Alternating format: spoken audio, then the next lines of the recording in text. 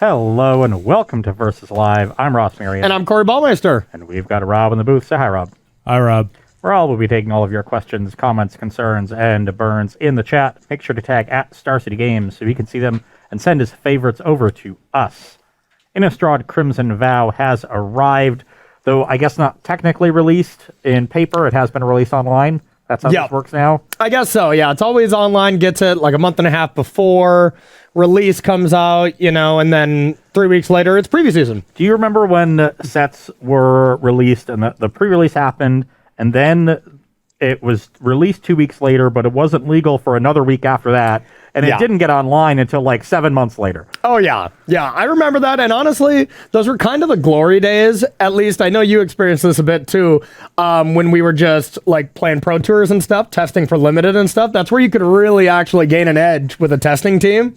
Should be able to actually get some drafts in because, well, you couldn't get it online and play it for like 3 weeks before the Pro Tour, The good old days. It was better then. Oh, better times. Simpler times. Simpler times.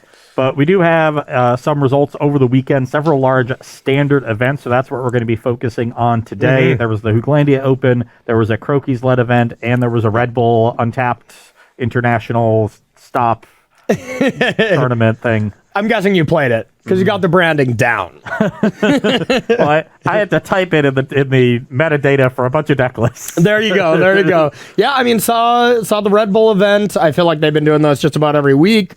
Those are huge tournaments. I think first place, the person went like 13-0. Yep. So that is a lot of Magic to play. That's for sure. So we got a lot of data from that. It was nice to see it on Melee, see the win percentages and stuff like that. And Mono White did some stuff. Mono White certainly had the best weekend. Unsurprisingly, the deck is great. Only very smart and handsome players are able to play it. So, not surprising to see the decks from last season hold up. Adding one set usually doesn't completely change things. So Mono White, Mono Green, Is It Epiphany, Is It Dragons to some extent, all showed up, all did well. But all received significant updates because of Innistrad Crimson Vow. And then we had a separate section of decks that are new, things that got put over the top, where people are testing that did well. So today we're going to do a little bit of old versus new. I'm going to be playing Mono White, Mono Green, and Is It Epiphany over the 3 matches. Corey's going to be playing 3 of the decks that had breakout weekends that are new. So he is, I guess, I want to paint you as the enemy every time, but I assume the audience is rooting for new decks. Yeah, probably. I think we always paint each other as the enemy all the time. Yeah, but I'm right. I get to paint you as the old enemy here since you're playing all the old decks. Let's get real. It's just because you are old. Well, it's because change scares me. Okay. Fair enough. I've grown used to these decks. I don't want to play any other decks. Let's just play these 3 decks every single show for the next 30 years. You would like that, right? You'd like that, right? I think the audience like that. Yeah. Is this Ross's petition to always have Llanowar Elf turn 1? Yeah. But then we got to go back a little bit. I'm fine with that. So you're not even putting Thalia in your Mono White deck, right? You fear change? Oh, no, I've been playing Thalia for 10 years, so I don't fear Thalia at all. Good point. Okay. I welcome her addition to the deck. Thalia is an awesome card. Yeah. But I am going to be starting with Mono Green. So that's the first deck here. A Senate Pack Leader. I think the obvious addition everybody thought was going to be in these decks was not universally adopted. You saw some lists not play the 1-drop, but this one did. The card that is, I think, even more common as an addition is Ulvenwald Oddity. So the curve is sort of increased a little bit. You have more 4s because you can't cut any Chariots. Chariots busted. So you got to play Oddity, and I saw 3 or 4 copies of that card in a lot of Mono Green lists, and that means focusing your 2-drops more towards acceleration. So I liked this list, which not only had the 4 Sculptor of Winter, which are pretty common, also playing 2 Lotus Scoopers. So 6 2-drop creatures that can accelerate you into a 4-drop on turn 3 because of the way the curve works. That's why I selected this particular list out of the many Mono Green lists that did fairly well last weekend. They did do pretty decent. I didn't get a chance to look at the data too much. It seemed like Mono White was really the go-to aggro deck, though. And it's not too surprising because I already think it was slightly favored against Mono Green, and then honestly just had a better matchup against Izzet deck. So it just seemed like the better deck to me. And even at the Invitational, it was like, I know you were just smashing Mono Green. I was smashing Mono Green. Like, Mono green didn't do great. We'll say that. So, but it got some help. I think these 2 additions are really nice for the deck. There's even some additions to the sideboard as well. One that I think will be relevant in this matchup because I'm expecting a lot of games with large battlefields that stall out. Yeah, that's going to be the plan. Hopefully, post-board I have, some more Skyclave stuff to control your battlefield a little bit. But I'm going to be playing Orzhov Clerics. This was a deck that was brought to us in the Hooglandia Open. I love the Hooglandia Open because you just look. Normally, you look at those pie charts and it's just like the percentage of decks, and it's like, okay, 26% green, 30% white, 60% is it or something like that on a normal tournament. There's just sliver. It's just like 1% this deck. It's just wide open in that event, and this was surprisingly the number 1 deck. Only with like 4 or 5 or 6 copies or something, but there were 7 copies across. One of the most played decks and did pretty well. There were several near the top of the standings at the end. That's a double elimination tournament, so a lot of people making deep runs before picking up their second loss. Didn't quite get there in the end, but the deck looks really sweet. Yeah, and this is like the new addition that has really helped these clerics out. Just another one of these Ajani Pride-made type cards to just give you that curve of 1 drop into one of these, have a 3/3, maybe the next turn, play 1 or 2 more creatures, and make it into a 5/5 that you're already attacking with on turn 3 is not that outlandish to think of, But that 4th counter, once you get to a 6/6, it's now flying and vigilant, really dominates the battlefield. And not only can you get counters on it from your life gain effects, you also have Lunar Aspirant as a cleric. So there's synergy between Voice and Aspirant there. Already a strong card that you wanted to play. I love seeing synergies between individually powerful cards. Totally agree. And it's just nice to see because even throughout the formats, even Historic Pioneer, we're starting to see this style of deck come into play. And I feel like this is a deck that is kind of easily hated out. Like, it's just bunch of dumb creatures, right? Like you can just wrath it out. Pioneer version, you kind of have Collected Company and stuff like that. Makes it a little trickier to play against, but you got to respect this deck with certain cards. Raven Enfeeblement or something might have a huge comeback. Wrath of God in older formats and stuff like that. But you do got to respect it because these creatures get out of hand and they get out of hand really fast. Yeah. And with Pyre of Heroes back, you can start assembling all the synergies at once and really put the clamps on your opponent if that card gets unanswered for a few turns. That one I'm not sure about for what it's worth. We have not had the best experiences with that card. I feel like it's the last set's Dollhouse. Or what's that Dollhouse card that we were just playing last week? Dollhouse. Yeah. I feel like those cards usually aren't good. Except when we go back to like Birthing Pod. That was the original one, and they've been toning it down, rightfully so, because that card was completely broken. But well, the thing I like about Pyre in this deck is that you absolutely don't need to draw it at all. The deck is very functional without it. It's not dependent on it, so it's just a supplemental piece. Normally, when you see that a card or cards like Dollhouse, Godfarer's Gift, Birthing Pod, the entire deck is built around it. And so the deck functions very differently in the games where you have it versus the games where you don't. That's not the case here. It's just another piece. It's a nice late game card. Lets you ensure that you have consistent access to your powerful cards as the game goes along, which an aggro deck really likes. But if you don't draw it, your deck isn't going to fall apart at all. And there's a small chance that if you don't draw it, your deck could be better. We're going to find that out. All right, you ready to battle? I am. I will be on the play, and I will take my timely mulligan. Sounds about right. Nice little one-lander to start the day. Well, this mana base is a little less than desirable, but the rest of the hand is pretty decent, so I'm going to keep. That's the thing that worries me about the deck, is how is this mana base going to hold up? I know it's a very heavy white, so I like the fact that the spell base is skewed in one direction so that you can similarly skew the mana base and match that, but it's still just 2-color aggro deck. You don't have Voldar in a state like Vampires does. Another tribe. We saw a little bit of Vampires over the weekend. Yeah, it seems like, I think I recall only seeing like one black 2-drop. One white-black 2-drop there. So it's not so bad because then you can just have pathways, you can have snarls, and hopefully, you just have it by turn 3. But not always the case, and does lead to some awkwardness for sure. Also, you just mentioned snarl, and that's a dirty word here. I know. Hey, I played 3 snarls in my invitational winning list, okay? And they were actually good. But I was playing, it's 16 basics or whatever. They were just volcanic islands in my deck. Do I just mulligan to 5? God, it feels like I know, Rob, that it's a new week, but it just feels like we're right back to last week, and it just feels so good. Sometimes I like living in the past. Things never change, you know? Yeah. Well, let's think about this. My list has 23 lands in it. So automatically, I'm just over 40% to hit. I kind of need to hit, if I miss once, and I get 5 on the next turn. I'll just sip my coffee while he does this math there, Rob. I'm going to go to 5. Okay. I'm still going to keep. Rob, do you got any questions to start us off? No, but Fire Pixie was very adamant that Orzhov Clerics isn't a new deck, so... Yeah, that is fair. I mean, it's not a new deck, but you cannot say that Orzhov Clerics was a tier 1 standard deck, you know? So, I mean, it's new in the sense that we're trying to put it into that space. So, yeah, you're right, but that's kind of what we meant. Yeah, it got a pretty significant upgrade. Yeah, and I mean, it needed it, you know? I mean, some of the Clerics were really good, but I feel like the only format where it's really good is like the green-white company decks in Historic, even before this set. Like, that was still good. And if you gained a bunch of life, the Valkyries, you know, got completely out of hand. Green-white collected company Angels? I guess it wasn't even Clerics, but... Yeah, same thing. Same thing, yeah.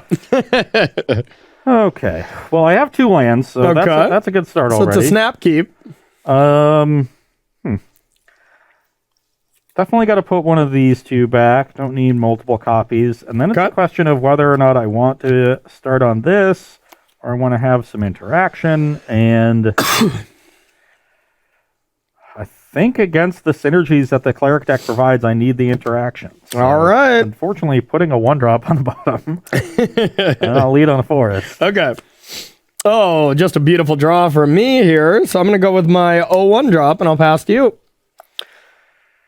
Okay, another forest and a Lotus Cobra. Okay. Pass the turn.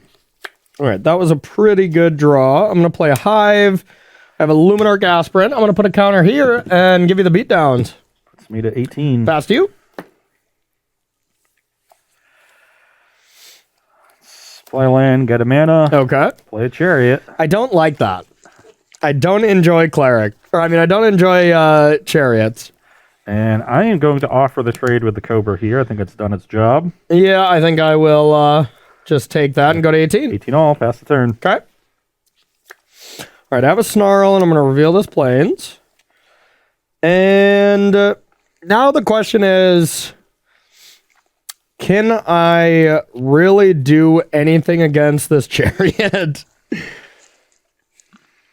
And I think I just kind of have to hope you don't have another one. If you do have another one, it gets really, really awkward no matter what.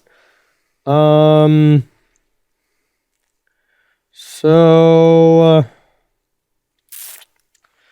it's unfortunate, but I just have to do this. Not the best target with Skyclave, that's for sure. Just getting a 4/4 if it dies. So beginning of combat, I'm going to put a counter. So if I want to attack, I put a counter here, and then I can attack for 3 if I'm feeling on getting aggressive, but then I don't have good blocks, and you just get to hit me for 6. So I don't really want to do that. And now it comes down to, do I think I can really protect Skyclave Apparition with a counter? If I put a counter on it, you can still Blizzard Brawl anything, and then I've kind of wasted my counter. So yeah, I think I'm going to beat this up and then pass. Try to get to a point where maybe I can put this to a 4/4 first strike if you kill this, and then I can still just shut down your board.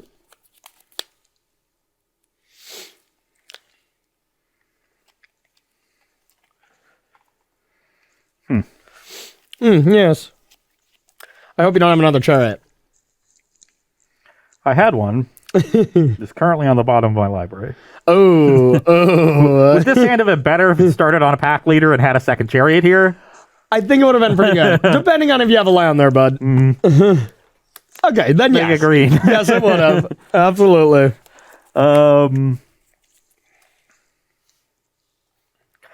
Well, I'm kicking an Inscription of Abundance this turn because that's what I have to do. Okay. And the awkward thing is, naturally, I want to fight the Apparition, right, and get my 4/4 token. But that 4/4 token doesn't do a whole lot against a 4/4 first striker. Whereas if I fight down the chaplain with a 4/4, I can actually just attack with everything, offer any sort of trades you want, but Corey's creatures are pretty valuable, and I get in a pretty big attack, and I even have a pretty good attack set up next turn. That'd be a sort of regardless of what you do. Oh, but that thing is Ward 1, so I was going to say, it'd be a pretty good play. Yeah. I was going to wait for him to do it. It would have been funnier. Okay. Yeah, I just can't kill the chaplain at all, which is unfortunate. Even 1-drops have 7,000 lines of text. I know chat was about to call it out, and I was going to let you do it, and then I was going to be like, okay, would you like to pay 1? No, okay. Well, I guess we just have to fight the apparition then, and hope to find something to break through here. Okay. I gain 4, so I'm at 22. You do gain 4. Can't even attack with the 4/4, seeing as it has 2 damage on it from the fight. Yep, okay. Into the first striker, so I will... You definitely can attack. I'll allow it. Pass the turn. Got it. I will draw a card. Snarl. Look at all these untapped snarls. Yeah, I think we'll just play this. Not gaining any life here. And now it's, do I want to put all my eggs in one basket or kind of diversify this? If I put a counter onto Righteous Valkyrie, I could like block the 4/4 and, that is decent.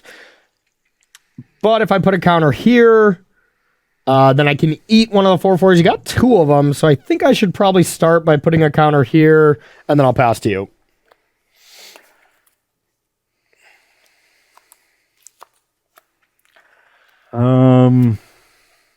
Defense. Yeah, I think you were right about being a lot of board stalls here, because I sure can't attack for a while. But Luminar Gasprin is one heck of a magic card. What do you think is a better creature right now in the mono white decks? Luminar Gasprin or Thalia? Obviously, the matchup's a little contextual, but just, in general. Yeah. Sophie's choice. I can't pick. Okay. You just love them both so much? Yeah. Okay. All right, what's better, Luminar Gasprin, Thalia, or Whisper Squad? It's close. There's 4 of one of the card and only 1 of the other on the table. It's a little-known sequel to Sophie's Choice. Okay. So now, the unfortunate part of the stall here is that Corey has the inevitability with the Righteous Valkyrie. If I don't get aggressive at some point, he's just going to take over with the double anthem. He's at 18, which is not that far away. You have 3 cards in hand? I have 3 cards. One of which I know is a basic plane. Yep. He also, even if he floods, he has the cave to fly over the top of me as well. Mm-hmm.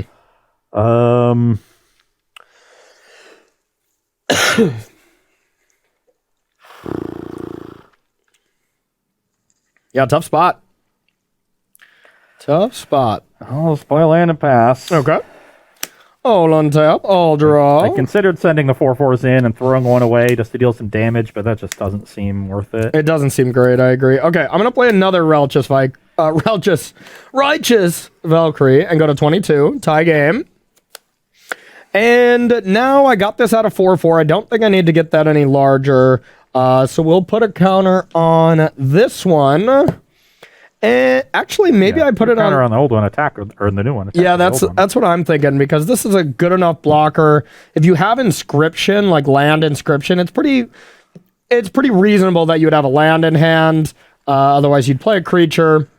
So if you go land inscription and you're able to kill this, you do get a decent attack through, but it's not awful. So I think I can safely attack for 2. Yeah, I'll go to 20. Pass to you.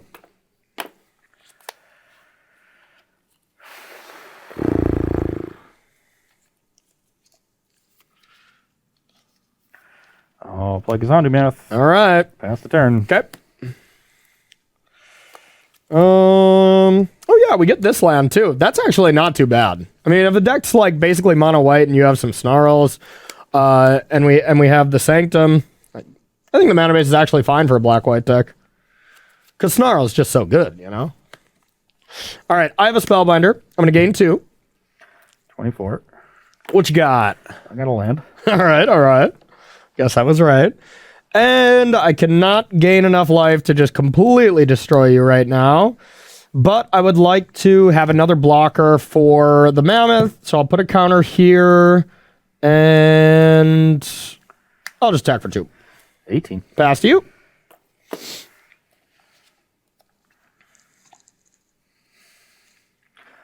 Yeah, even if you have that other Chariot here, without another piece to get through this First Striker, like, I didn't realize how good First Strikers were against mono green. Like, it's one heck of an ability.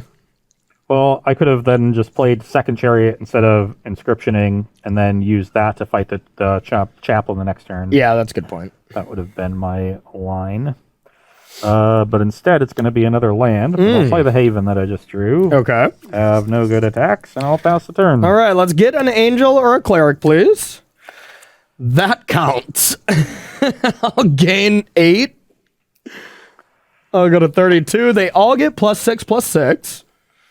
And I'm dead. And you're just absolutely dead, right? So you've got 9, 18, 12, 18. 26. Yeah, just the pumps from here is lethal. Holy cow. That was indeed righteous. That would have been good.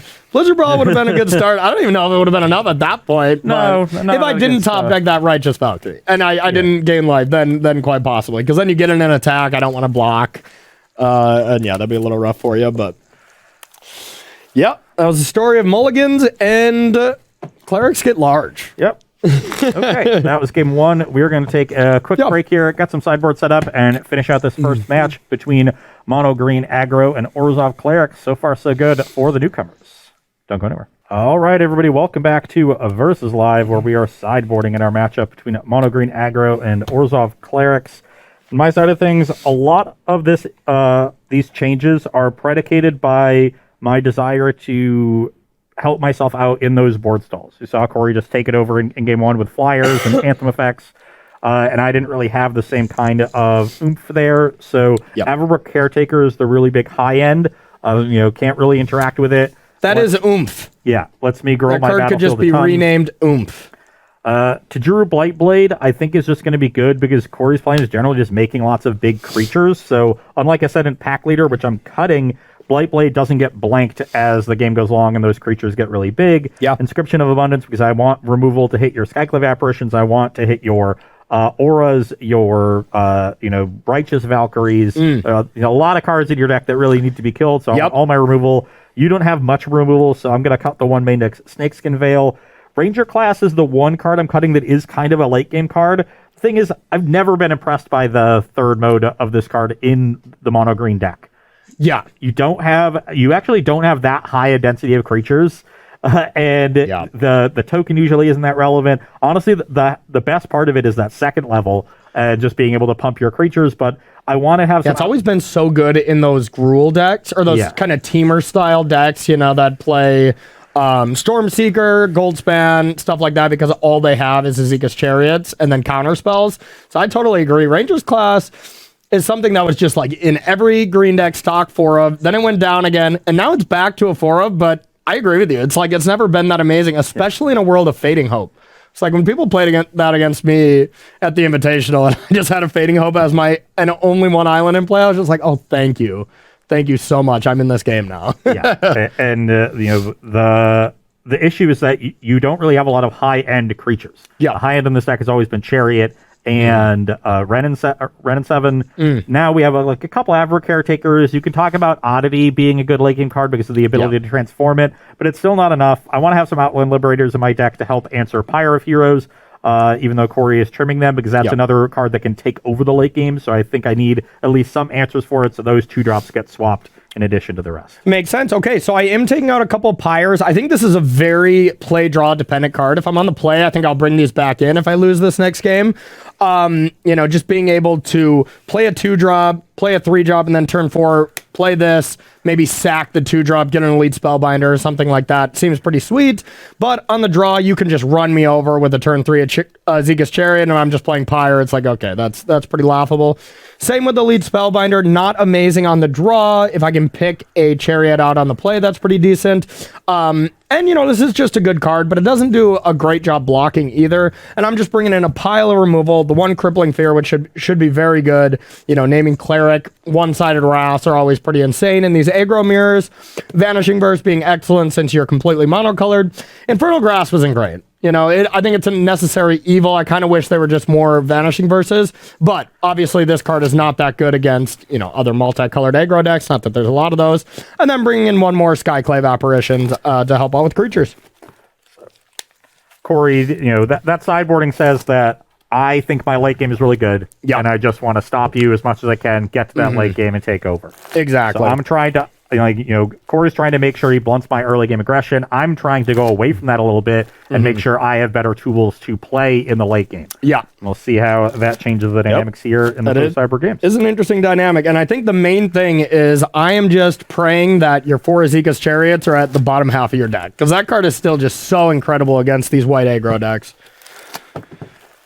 So I think yours, this is definitely a better white aggro deck against Chariot than most, because you go a lot bigger. Yeah, agreed. These really give you that over-the-top capability. Totally agree, yeah. And I mean, Chariot can be blanked a little bit even by the traditional mono white decks, like Adeline with a counter on it, stuff like that, but still a very dangerous card that if you can mix with like a Blizzard Brawl, it's just like lights out. I will be keeping my 7, as surprising as that might be. Wow. I don't like that. Okay, yeah, my 7 is great. Okay, I'll lead off Forest and pass. Okay. All right, I have a Plains, and I'll pass to you.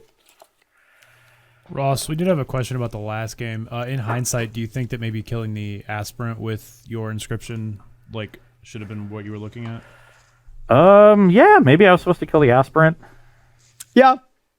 I don't think it would have been a different result, because the counters actually didn't matter past the point when I already had them, you know, because I guess it did get to be a 4/4 and that kind of bricked it. So yeah, maybe. Yeah, actually, yeah. I probably should have just killed the Aspirant. Because your 4/4 didn't do a lot, that's for sure. Play pack leader. Okay. Got a little pigeonholed. A little excited. All right, I have a swamp and I have some decisions. Yeah, this is interesting. So I want to map out my next couple of turns, and it's pretty likely that I want to just start with these things if we take a look at my hand. But there's a chance I want to get one of these down first. Pack Leader isn't the biggest deal right now, but if you pair it with another 3-drop, then it's just devastating, and then I kind of feel like I'm playing from behind. It's close. It is close, but I think I am just going to Infernal Grasp this now. I know you don't have the protection spell, but just in case, it's a good habit to get into, and then I'll pass to you. You're at 18. Yep. And I just have a land and a Gazandu Mammoth. Okay. Pass the turn. All right. I just have a Skyclave. Pass to you.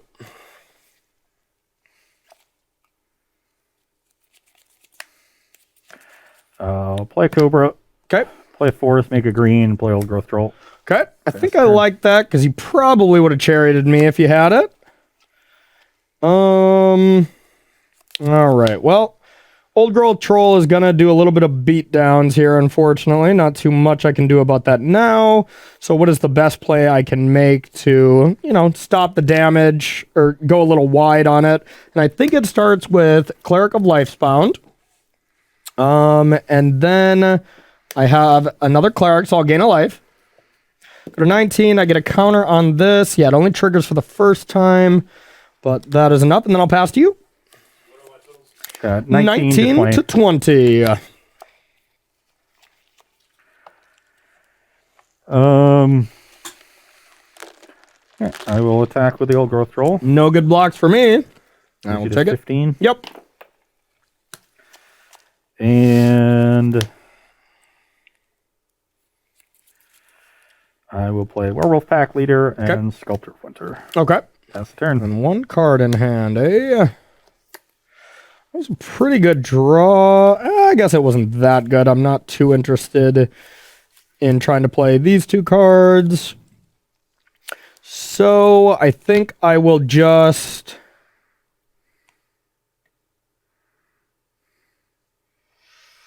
I'll just play a Righteous Valkyrie. Gain a life. 16. And yeah, I'm probably going to want to do some blocking here, so I'm going to pass. I'm going to look at the other side of this. I know I've played this in Limited so many times, but... You've played this in Limited a lot, right? Probably. Ross, the Limited expert. Well, I was going to say that would require playing Limited, right? Yeah.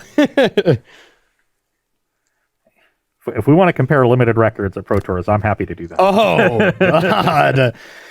I'm sorry, I didn't hear you. I think your mic was cutting out. Your audio feed came in hazy there. Well, I drew a good one. Oh. Just figuring out how best to use it, and I think Is the Blizzard Brawl? I think the obvious answer is to get the pack leader up to 4 power, fight down this cleric. Yep, that makes sense. I've got Corey under enough pressure that the Valkyrie isn't too threatening, but it does represent a good amount of life, especially if you have more of them. Yep. So we'll just hope that's not the case. And then I will attack for 8, draw a card. Yep. And no good blocks for me. I mean, I could like do a double block on this, but then you just get the 4/4. This is unkillable, so I'm just going to take 8. I'm going to activate the pack leader, so you take 10. Okay. So then it becomes a Base 5/3. power 5/3, so I think I still take 9, right? No, because it got +1 from the brawl. But I think that overrides it, No, doesn't that's it? why it's base power. Then you add the modifier. Okay. Not positive, so I'll trust you. You go to 6. Okay. And post-combat, I've got a land, make green with the Cobra, play Outland Liberator, and it is now day. Daytime. There it is. All right. Well, that was a really good turn. That was a very good turn. I drew the land that I probably desperately needed here, because I do have a good one to play. All right. I have this powerful card. I'll gain 3. Brings you to 9. And I still don't think I can possibly attack, so I'm going to pass to you. And now I can do some blocking because I get this card back, which is pretty nice. Oh. Yep. Lesser converted mana cost. So yeah, if I want to be able to bring this back, I would have to block with one of these two and lose them. Those are my best clerics, which is unfortunate, but still not bad. Okay, I will attack with Troll on pack leader, draw a card. Okay. Let's see. I think I want to. You can make this a 5/3. If you have like inscription or something, I'm just dead. So I have to just ignore that, I think. Something like this seems decent, that no matter what I get a trigger, then you have a really tough choice. I get to gain some life. You can make it a 5/3, so that doesn't really change anything. So yeah, I'll try that. So I have a bit of an interesting decision here.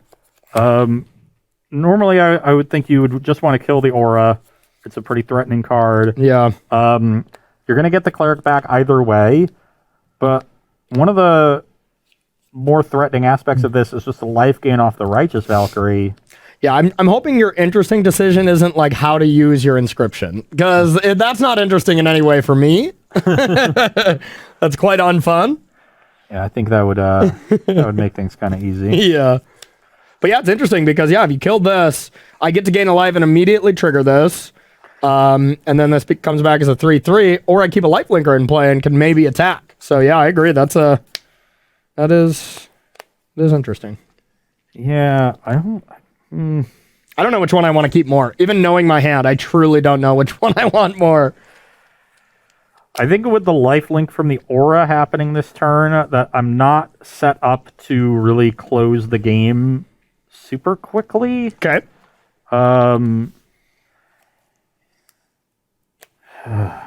You at 9, so you're gonna go. You're just gonna go to 8 here, right? You're gonna have the. If I kill the Valkyrie, then cleric will come in as a 2/2. But you have all spells in hand, so it's definitely becoming a 3/3 on your next turn. Though there is a pretty big difference between it being a 3/3 and a 4/4. Yeah. Yeah, it is interesting. That's for sure. Yeah, this is a tough spot. I think I just have to deal with the aura, though. Okay. So I guess I don't have to activate if I'm if I'm doing that. So yeah, I'll put the aura first. Okay, so I'll take 1. Yeah, brings you to 8. then you'll gain 2 when the clerk comes back in. Yep, You'll and then I'll get 10. a counter on this. Oh, I guess I didn't gain life for the first time, so I don't get a counter because I already gained life, right? Oh yeah. Yeah. Okay, not bad. So yeah, I do gain 1 life, so I go to 7 and then gain 1 here, or then I gain 2 there, so I go to 9, right? I had you at 9, taking 1 to 8. And then taking 1 to 8, and then this comes back. And you go to 10. Oh, and then I go to 10. Yep. Mathematics. Then I will play a Faceless Haven. Okay. And play a Sculptor. Okay. Making green with the Cobra, of course. Sure. Pass the turn. Okay. Could have tried to get it tonight and transform this Outland Liberator, but I'm pretty sure Corey can play 2 spells if he wants to. Yeah. Well, I got some interesting decisions now. I'm drawing a bunch of grizzly bears here when I need big creatures to get through this board. Yeah, or just you're in the inscription waiting room, that's for sure. So I can definitely get a creature into play. A lot of tough choices here.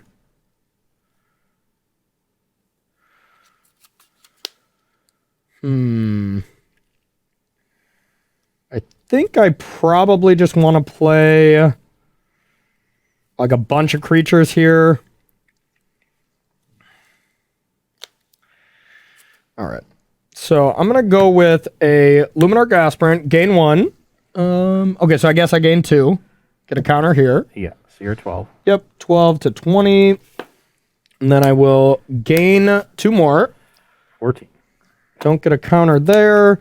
And now, beginning of combat, where do I want to put a counter? I can put it on Righteous Valkyrie, so I can do some blocking. That seems to make the most sense. Or I could upgrade Skyclave or something. I only have 2 first strike damage, so yeah, I'm just going to put a counter here to shut down Faithless Haven as well, and then I'll pass to you. Yeah, and it's pretty absurd. I mean, I just have 4 must-kill threats right now, which makes it really difficult for green.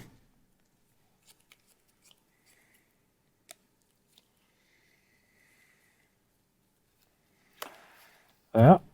And I'm just kind of sitting here hoping the top of my deck gives me the goods. Yeah. And it's a lot of just okay things. Yep. Play another troll, and I'll pass the turn. Okay. This is just going to be another game where I think the Cleric deck is going to take over. Yeah, I think you might be right. Well, I know this isn't even going to work that great, so you could be getting a 3/3.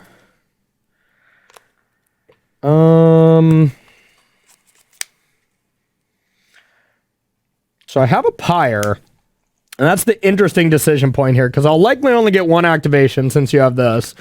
But I have some choices. I could sack Skyclave to just go get another one of these Ara. I could sack a Chaplain to get a Luminarch Aspirant. I think those are my main decision points. Or I could sack, maybe this to get a Skyclave to take care of one of your cards, but that doesn't really matter that much. Sack Chaplain, get another Cleric, a Life Bond. Start getting another biggin. I could do that. I think Luminarch is just better, because then I can get multiple creatures that are bigger than 4/4 that make it really annoying for you. So I'm going to do that. I'm going to sack this and search. Yeah. Okay.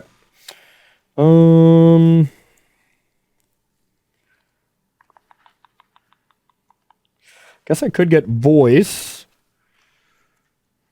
Yeah, I'm nowhere really near. I think I'm just going to get Luminarch. So then I'll gain 2. Get a counter here. 16. And then I will move to combat. Yep. I'll put a counter here and a counter here to really put up some defense, and I'll pass to you.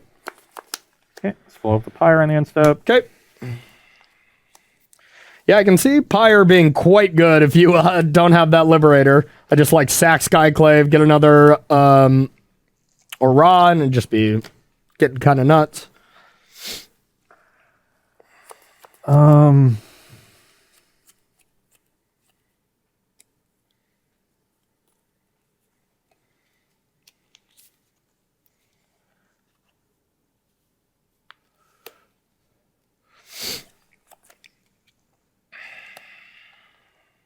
Yeah, it's tricky.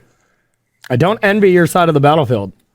I'm not going to be attacking for a while, but when I do, it's going to end quickly. A lot. Yeah. Yeah.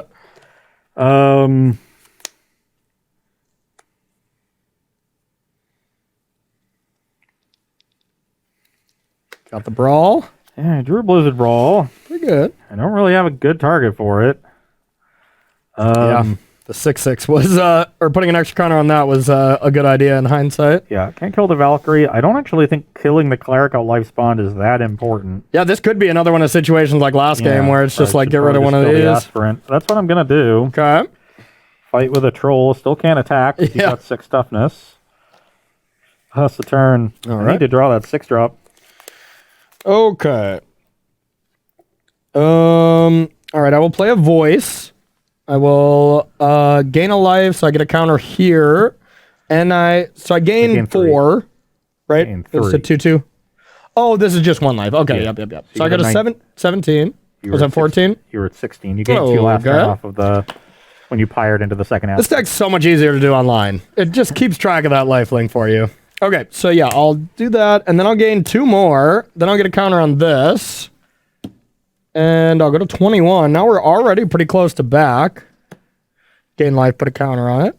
So should have 2. Oh, yeah, because that one isn't no, once it per says turn. whenever you gain life. It is 4. Oh my god, yeah. You gain this trigger twice, this trigger. Oh my god, okay, this is disgusting. This is disgusting. So I played it that turn, so I can attack. 2 Luminarch Aspirant triggers. I'll put 1 here and 1 on Skyclave. And I'll pass 1 more turn. Next turn we'll start to attack. So there's just nothing in the green deck that like really goes way over the top, so there's no need for me to rush. It's not like you have some huge bomb. I guess that 6-drop is pretty disgusting.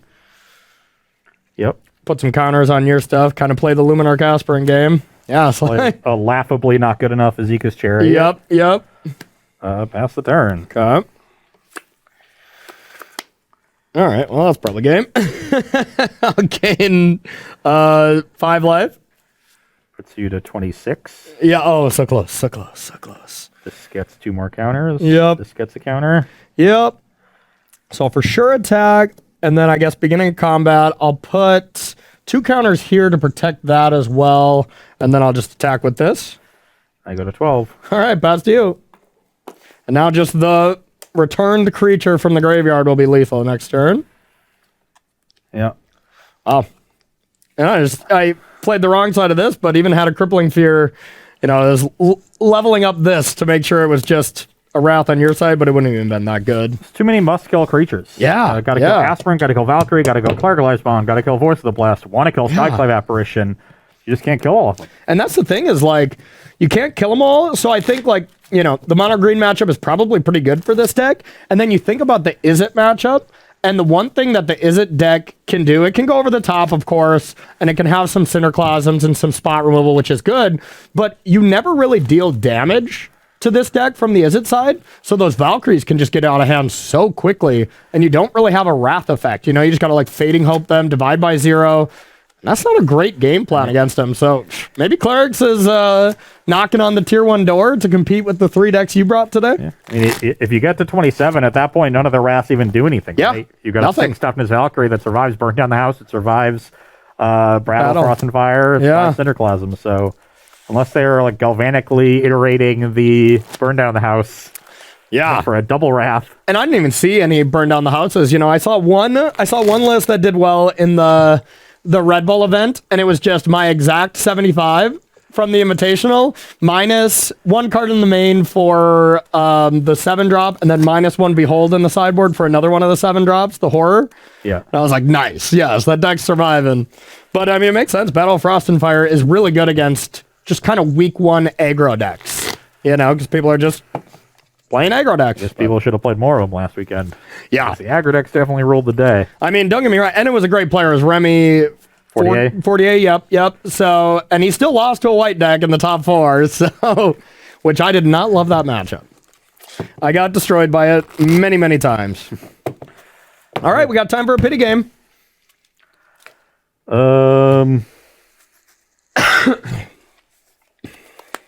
All right. My hands have been perfect so far. I'll keep this one. And I curse myself. This hand is definitely not perfect, but, you know, at a pity game, Rob, we got to have a loose Corey keep for a pity game, right? You got to make Ross think he has a chance. Okay, absolutely. I'm in. I will lead on a Kazandu Valley. Okay. I will play this young chap, and I'll pass to you. I'll play a Blight Blade. Okay. Pass the turn. Mortal enemies. All right. I think my hand's going to be rather defensive, so I'm just going to pass to you. Land, Old Growth Troll. Okay. Pass the turn. Okay. I have a Righteous Valkyrie, and I'll pass to you. I'm not feeling great about this game. Yeah, I'm feeling okay about it. I'll slam for 4. Okay, I will take it. Oops. Go to 16. 16. Play Haven and Chariot. Sweet Chariot. Couple kitties. Okay. You're up. Oh, that was the worst draw in the entire deck. Well, I have a Righteous Valkyrie. I'll gain 4. Go to 20. I have a Cave. Have you spotted the problem with my hand? And I'll pass to you.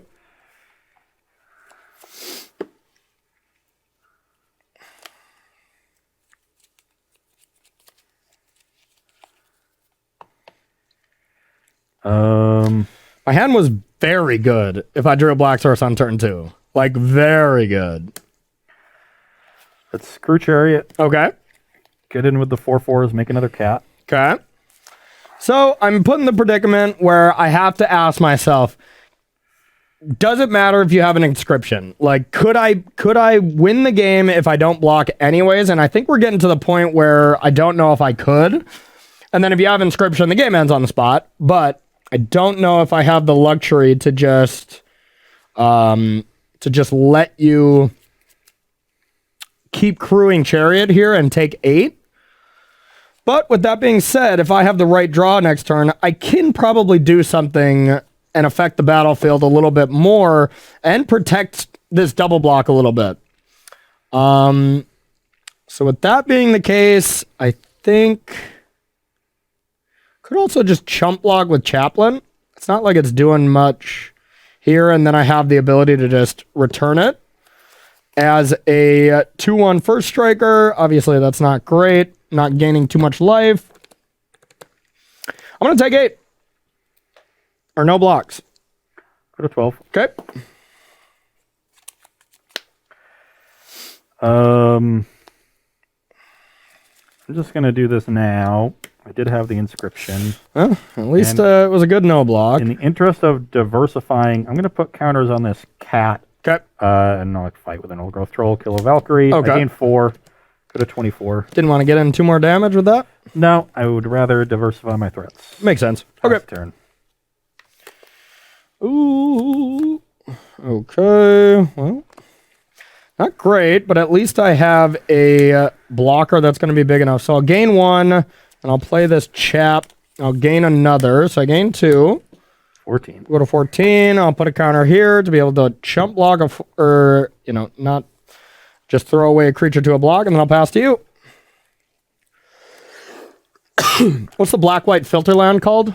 Fetid Heath. Okay, I just need a Fetid Heath, and you are in trouble. Okay, I will play Ulvenwald Oddity. Okay. I will crew the Chariot. Okay. I will... Here they come to wreck the day. slam in with all 4 of them, make another cat. Okay, so I'll block this. I gotta get that Chariot out of there. And then probably just block here. Take 8. Take 8. I'll put the Chaplain first. So you go to 6. Yep. So Chariot down. Both Chaplains down. Yep. And then I'll play another Blight Blade. Way to trade away all the Chaplains. Yeah, I know. Dingus. I'm so stupid. I'm so stupid. Oh, yeah. We got him. Yeah, I'm dead. I had Vanishing Verse. I just had a normal white hand, and then if I could have versed that, it would have been Was insane. this going to be a good draw? That was probably going to be good. That was probably going to be good. Yep.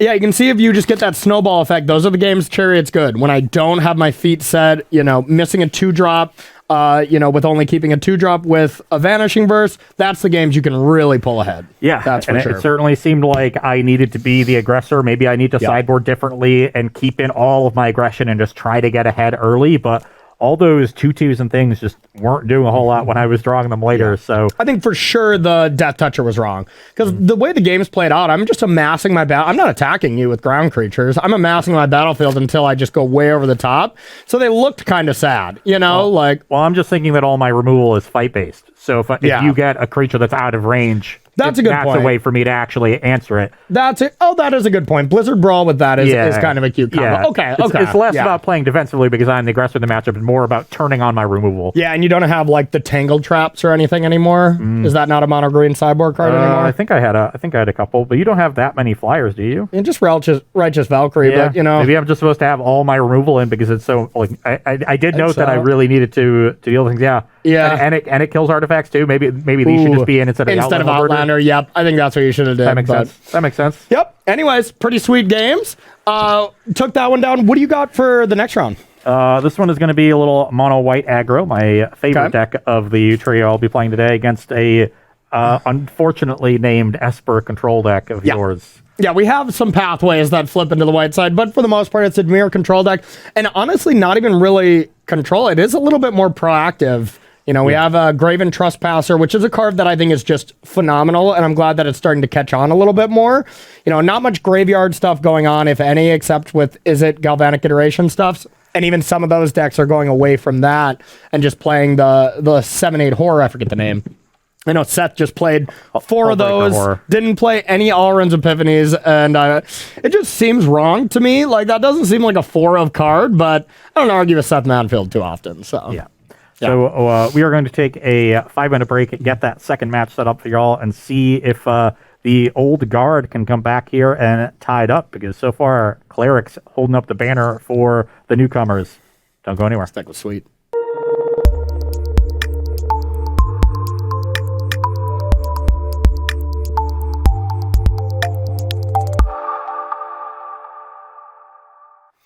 All right, everybody, welcome back to Versus Live. My name is Corey Baumeister. I'm Ross Merriam. And we got Rob in the booth. Say what's up, Rob. What's up, Rob? Rob will be taking all your questions, comments, concerns, and burns in the chat. So make sure to tag at Star City Games, and he will get his favorite one sent over to us. We're playing a little bit of Standard here after we built a lot of decks. We had our viewers build a deck for a couple of for a show. We built it for only like 5 shows. I think we only had 3 total weeks of preview season. It was less than that. Yeah, I think it might have just been 4, wasn't it? Yeah. Yeah. I think it was just the 4 shows. We did 3, one for our audience. Previewed within the span of a week. Yeah, it was so incredibly fast that, we didn't have a lot of time to essentially test out the bad cards. That's what we get a lot more time to do, but you do find those diamonds in the rough, eventually after you just play a bunch of, every single card in the set. But instead, we just really got pushed into the real world again already. And now we were taking a look at what we've been seeing winning on week 1 here in the digital space, what's been doing good in the Red Bull event, Hooglandia event, and kind of just testing it out. There hasn't been any huge shakeups, but we have the 3 decks we expect to be good moving forward: mono green, mono white, Is It Epiphany, against some of the other decks that are popping up. Of course, Is It Epiphany has gotten some upgrades or maybe downgrades, whether or not, we don't really know that yet, if Horror is the better card or just All Runs is the better option. But no real new decks besides the ones I'm playing. And you're just kind of playing the standard ones that have already been being good. I'm going to be playing an Esper deck that is pretty much only Dimir control with, a little bit of a mid-range package. We have Wash Up as an interesting counter spell.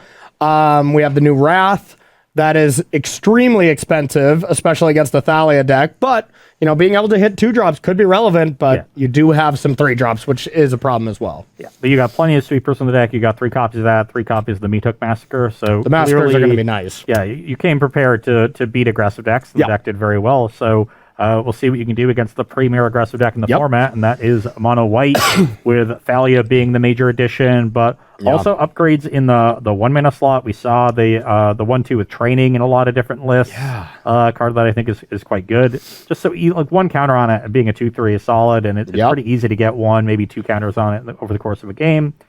And even Stormbind Familiar, the decks that played that too, that is still fine, you know, like just being able to go that into Sun Gold Sentinel, into Elite Spellbinder, you know, attack for 6 on turn 2 is disgusting. Like we're still seeing more white decks lean that side of things and be more just a straight up aggressive deck with a nice curve as opposed to being super low to the ground with Clarion Spirit. Yeah. I've tended to prefer the Spirit builds, though in this matchup, when you have this many sweepers, I'm actually happier to have the individually hard-hitting creatures. So hopefully that works out well, but it should be a nice, tricky matchup for me because there's so many landmines for me to avoid. Yep. But I get to be on the play.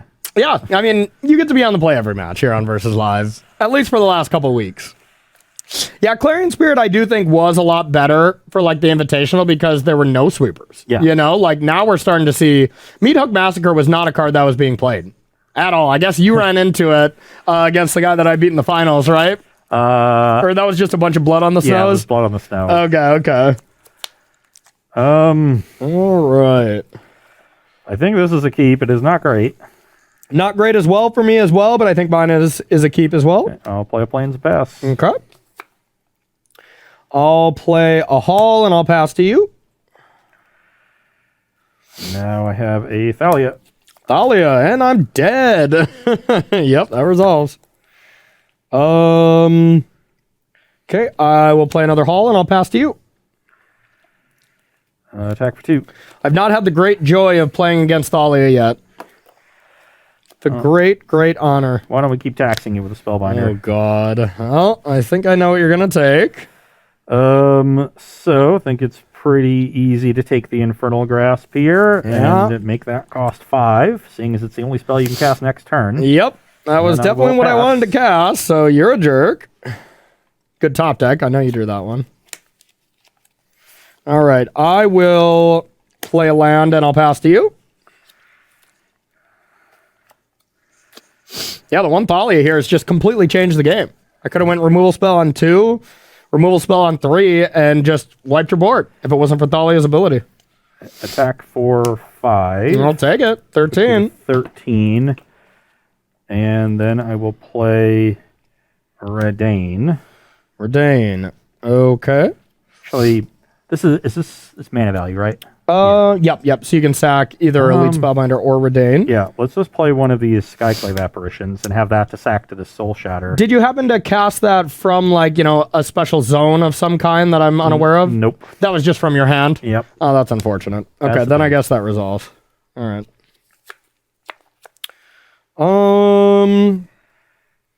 I'll play a land, and I'll pass to you.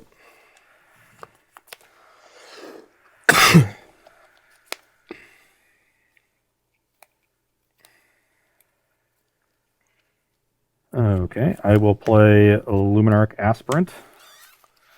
Yeah, I'll wash it away, I suppose. Cleave it. Attack you for 7. Yep. Puts you to 6. Yep. And I'll pass the turn. Hey, I don't die if I play Limerith here, so I think that's just what I have to do is Limerith and pray. Although I don't love my chances. All right, Limerith and pray, pass to you. Am I dead? Yep. All right. Did you need the land? Yeah, Intrepid Adversary. Pay. Okay. And then the 2 unblocked 3-power creatures will... Yeah, I think even if you didn't hit the land this turn, you just don't have to attack. And it's like, what am I doing next turn? You know, like, yeah. That was impressive. So every time we've played mono white on Versus, the games where I haven't had a 1-drop, the deck has felt really bad. Yeah. But I had a 3-land 4-spell hand with Thalia Elite Spellbinder, and I just can't mulligan that, and it was insane.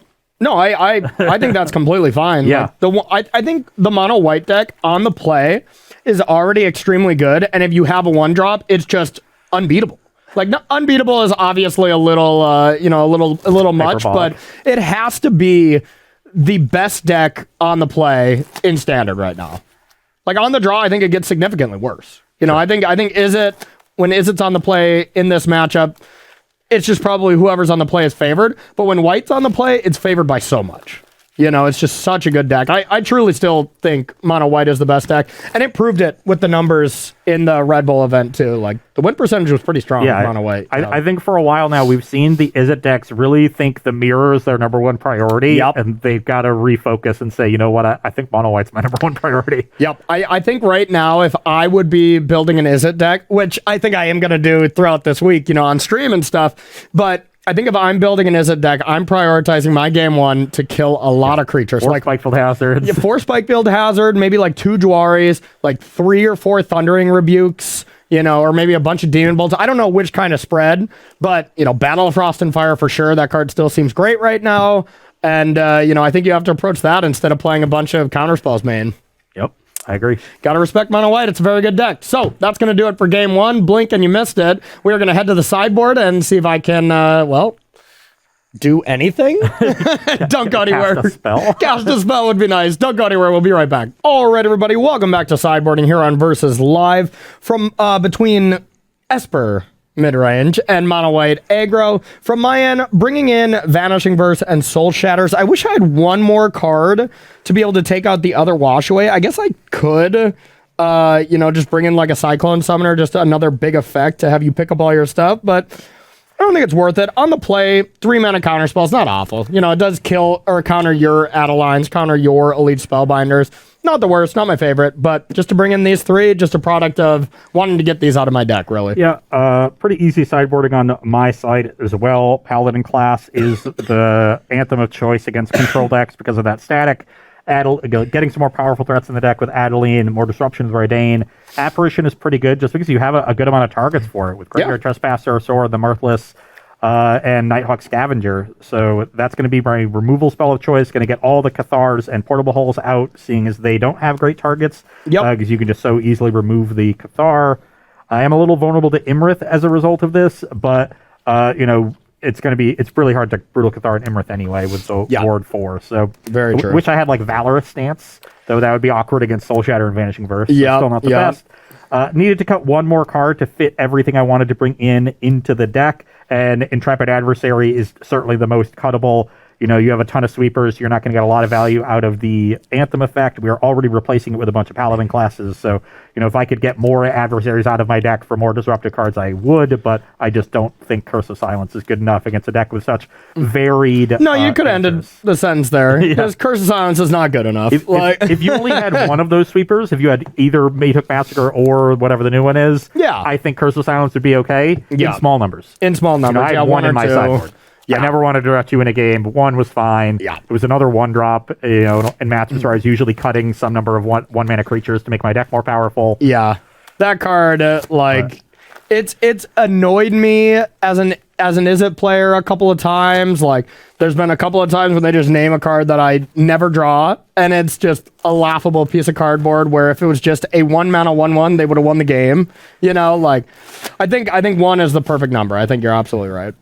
1 is also the loneliest number. Absolutely. We can't break into song again. That was our last clip. We can't just have this be a sing-along quite yet, Oh, I thought that's what we were doing. Did you not get the memo? I didn't. No, I ran it by Cedric. He said that's fine. He said it's fine. We're just going to be a singing show from now on. Yeah. Wow. We are. Versus Live. What you didn't know is this is just American Idol now. Oh, perfect. It's the peak of competitive Magic and the peak of competitive game shows. So. Yeah. Man, we are really just we're hitting the top here. Does that mean you're going to be replaced by Randy Jackson?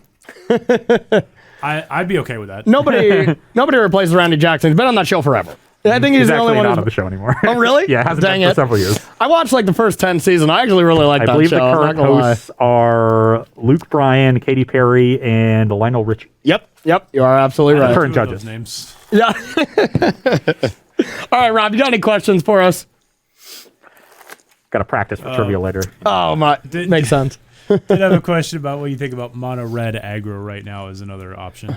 Mono red aggro, I just don't think it got enough. I don't think burn spells are the way you want to be going, unless you're just playing just 4 Royal Eruptions as your only thing or something, just because it can deal so much damage. But it just seems like all the creatures are outclassed by the mono green deck, and the mono white deck is just actually faster as far as the aggro decks go. So I don't see it. But what do you think? It's always looked better on paper to me than it's played out. Yeah. Every time I've tried it. I think one of the big issues with it right now is something like what you said. There's this tension as to whether or not you want to be a more burn-focused red deck or a more creature-focused red deck.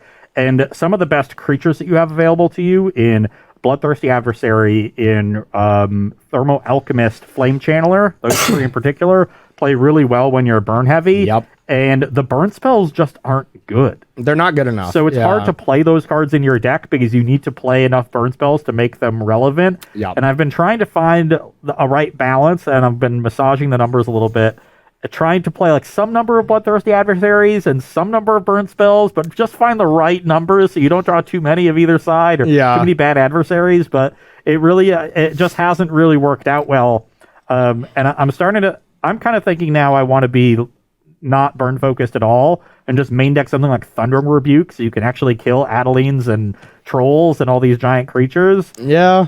It just sucks. That feels so bad. With cards like Chandra and Moonveil Region, I think you can grind a little bit with people more than you had, and Reckless Impulse now. Yeah. So I think that you can play more like, when we remembered red decks being really good, when they had Chandra, Torch of Defiance, and Bomat Courier, and Hazoret, and all those cards. Yeah. Those decks generated a lot of card advantage, and they beat you in a lot of different ways. They had that versatility we always harp on the show. I think that's the direction we got to go with the red decks, even if you'd have to forego some of the more powerful tools in the arsenal. Yeah, it's rough. That is one card we really didn't see pop up at all either this weekend, which is just Chandra, right? Did it have much success? I saw it more. I saw it in Modern. In Modern, yeah. Yeah, I saw people play it in like Obosh decks, like Mono Red, and in the Gruul midrange deck. Being able to go turn 1 Sprawl, turn 2 Chandra, bolt something, turn 3, five mana creature or whatever. Yeah. They play weird bunch of, I don't know, whatever threats they're playing now. Yeah, who knows? That deck's always changing, but that's one card I thought would be a lot better, and I still want to mess around with that Izzet deck. That is just mostly mono red.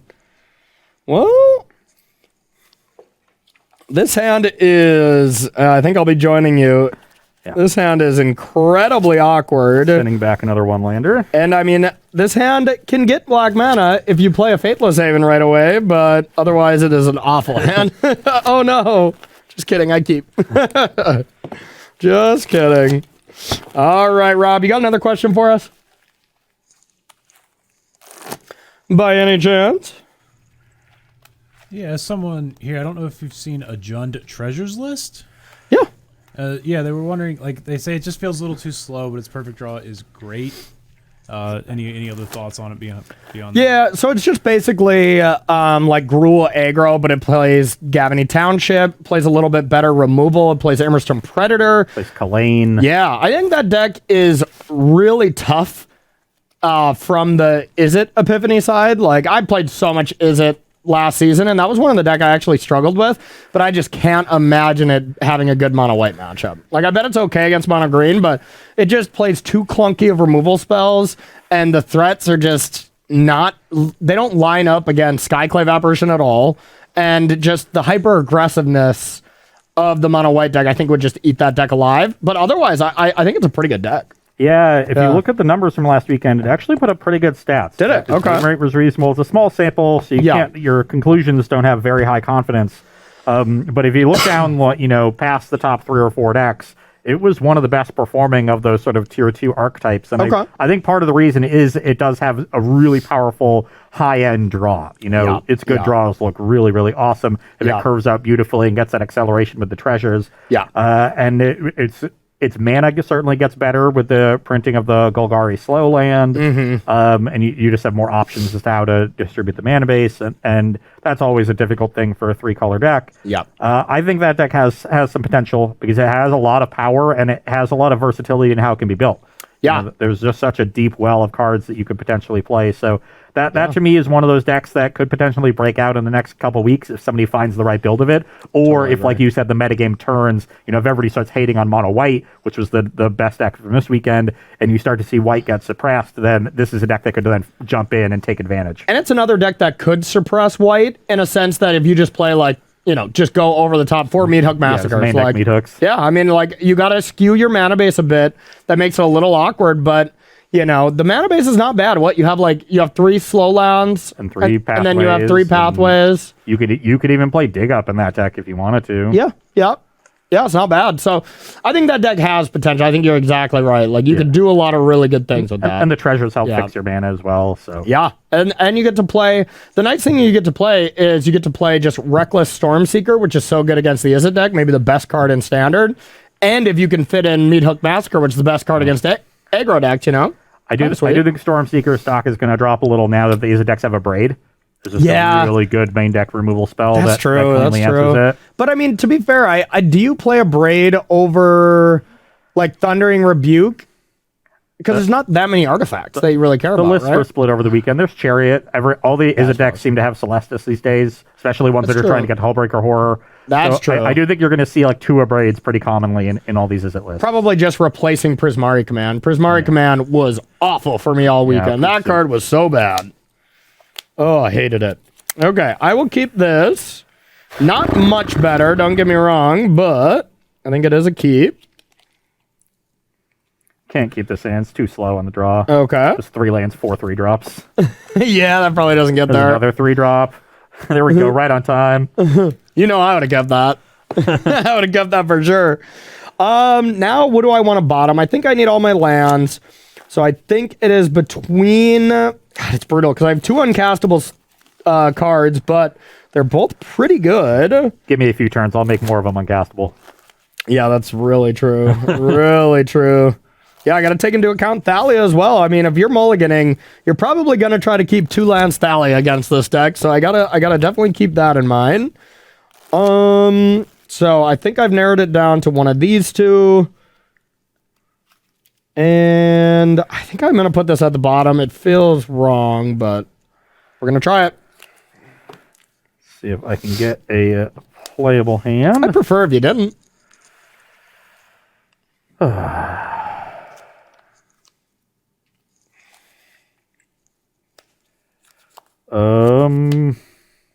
Definitely keeping this one, and I think it's pretty easy to put back. So okay. There you go. I will start with a black land, and I'll pass to you.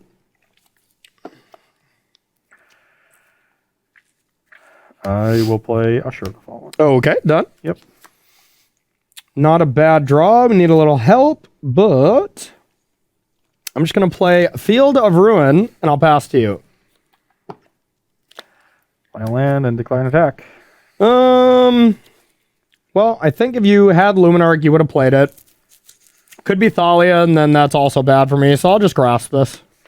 You take 2, go to 18. 18. And then I will play a Sun Gold Sentinel and exile the Grasp. Okay. Pass the turn. Okay, that was a pretty good draw.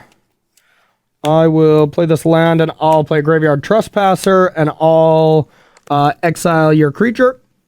And then you lose a life, and I gain 1? Yep. 19. Oh, it's Daybound, and I'll pass to you.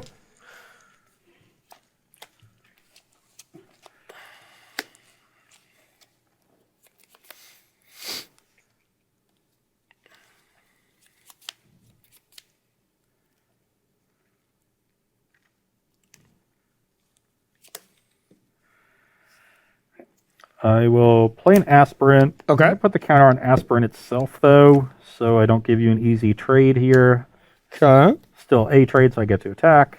Yeah, I'll take it. I think I'd rather keep this card around. You go to 16. Yep. Then I'll play a Paladin class. Okay, sounds good. I will play a land. Get our blue source here. And play Sorin. And I just want to make a vampire here. And pass to you. Going to play some defense.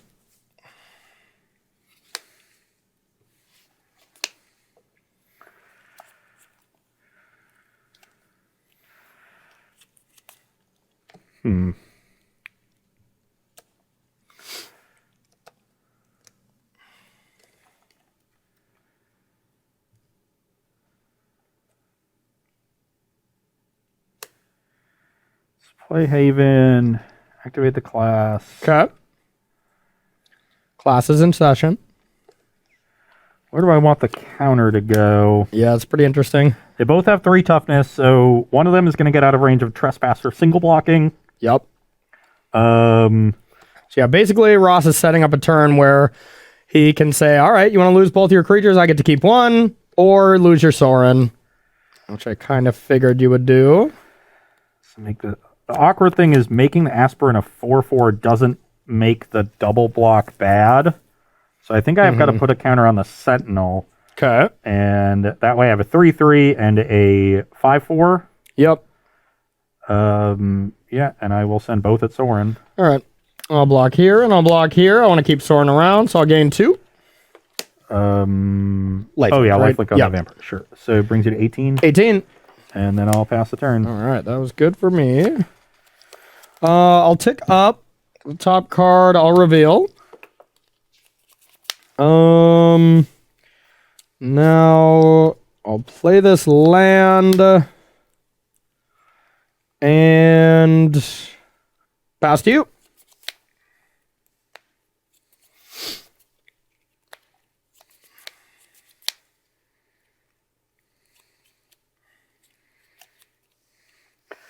Animate the Haven.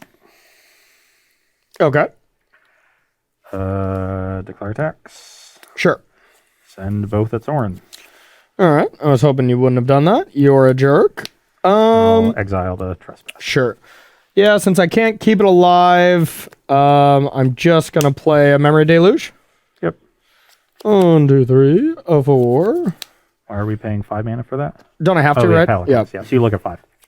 Oh, yeah. Good point. Good. That 5th card is way better. So I'll take that and...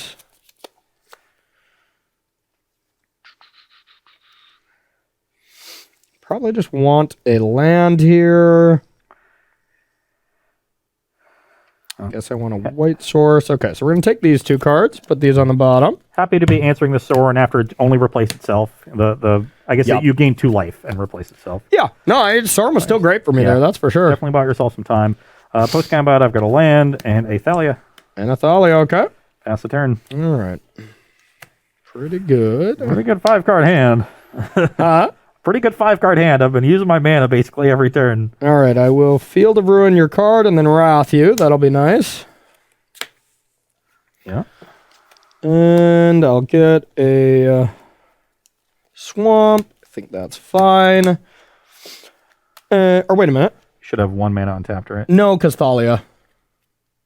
I had to pay 4. Maybe. No, I have exactly enough. Yeah.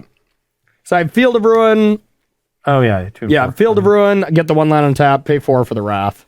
Sorry, I did that kind of fast and sloppily, chat. I just counted 7 lands for some reason. Yep. All right, and then I'll pass to you. I don't mind my spot now. But like one Adeline or something definitely give me troubles.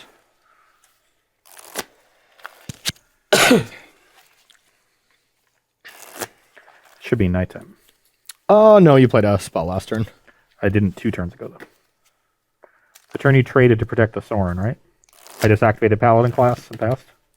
Yeah, you might be right. I didn't. I thought I was. Turn, so. Yeah, I thought I was keeping track of the night, but you could be right. And because it's night, I almost want to hold this. Okay. So yeah, I'll just go to level 3 and pass. Okay. Well, that'd for sure be night. Ooh, that was a good one. Okay. I think I want to start with that. I'm in a very healthy life total, so I'm gonna play Sorin. And I think I'll just make a vampire. Sorin's good. And then I'll pass to you. Card's really good. I'll play Paladin class. Okay. Play Usher. Okay. Level is Paladin class. All right. Pass the turn. All right, it's daytime. Now daytime. So I'll tick up. I'll reveal. And I'll start with a Memory Deluge. Take a peek. Wow, those are good cards. Excuse me. I will probably just take these two. Put these on bottom. This is a 2/3, right? Okay, so I'll attack. 17 to 20. Yep, and then I'll just play a Meat Hook Massacre for 2. Okay. Or wait, yeah, that wouldn't kill it, would it? Math is hard. Okay, I will just Soul Shatter you then now. Then I'll pass to you. Okay. Level 3. All right. Back to night. Back to night. I'll just tick up. Yeah, actually, I have enough cards, so I'm just going to make another... we'll tag it for 2. I'll go to 20. You go to 17. 15 to 22. You missed the attack last turn. Sounds about right. 15. You're at 15 to 22? Yeah. Okay. I'll play this. 6, 7, 8, 9. So I can actually say go and look at the top 9. I'll do that and I'll pass to you. Play Thalia. In response, I'll Memory Deluge. Look at the top 9. I think I should be able to find an answer here in the top 9 cards. You'd think so. Yeah. Okay, I will take that. That sounds good. And we'll take... I guess I already have one of those. Yeah, I'll take one of these. Untap. A draw. I'll tick up. I got 4 to spare. Just didn't even look at it first. Oh, yeah, I was taking it for sure. Taking it for sure. You're at 18. Okay. I will... Infernal Grasp. I'll pay 1 more for that. I'll go to 16.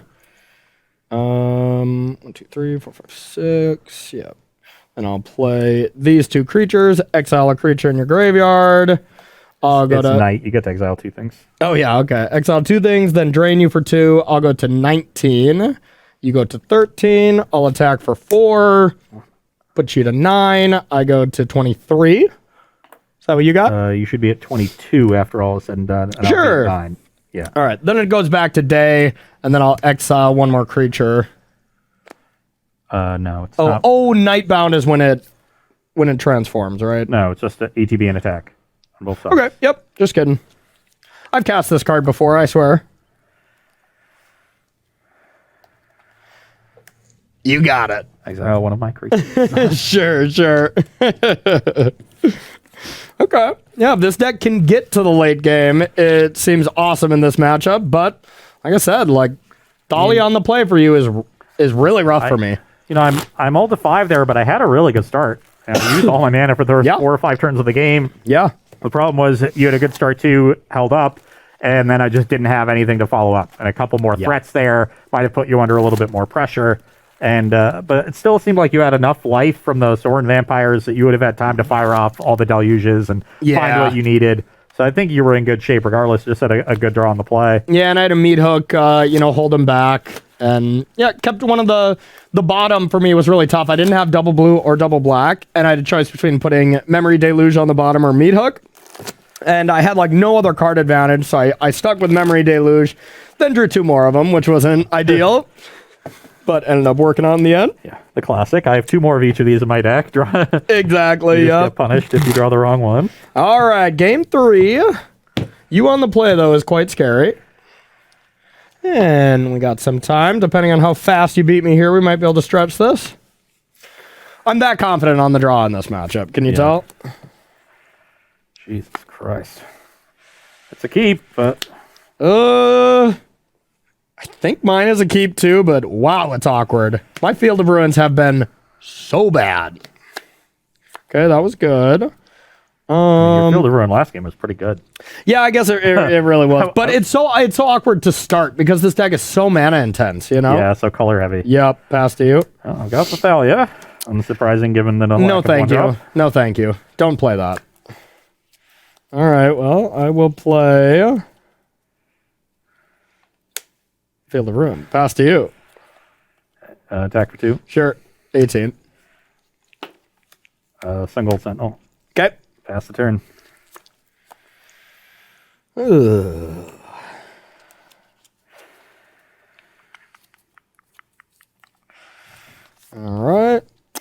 play another swamp, and I'll pass to you.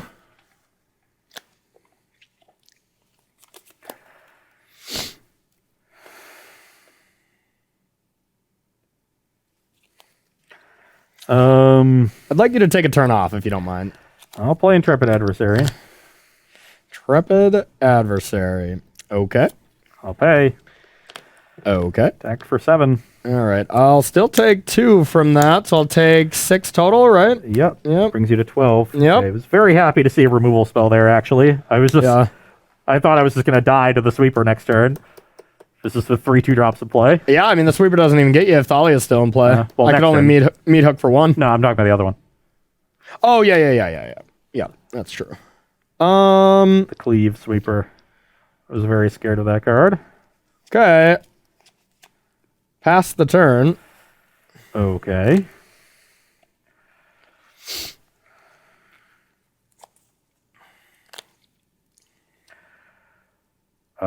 Well, I will attack you for 8. Okay. Do the math here. And exile my Thalia if you let me attack. Good call. I'll let you attack. Take 5 or take 4. Okay. All right. I will soul shatter you after attacks. Definitely get rid of the Sentinel. You take 4. I gain 4. Yep. So you got 8 to 24. 24. And hey, I'm just gonna jam Thalia Adversary. NBA Jam. That's not good for me. Meat Hook is fine with the land, but if you have the other one, the land, I'm dead. But you didn't have the land. Yeah.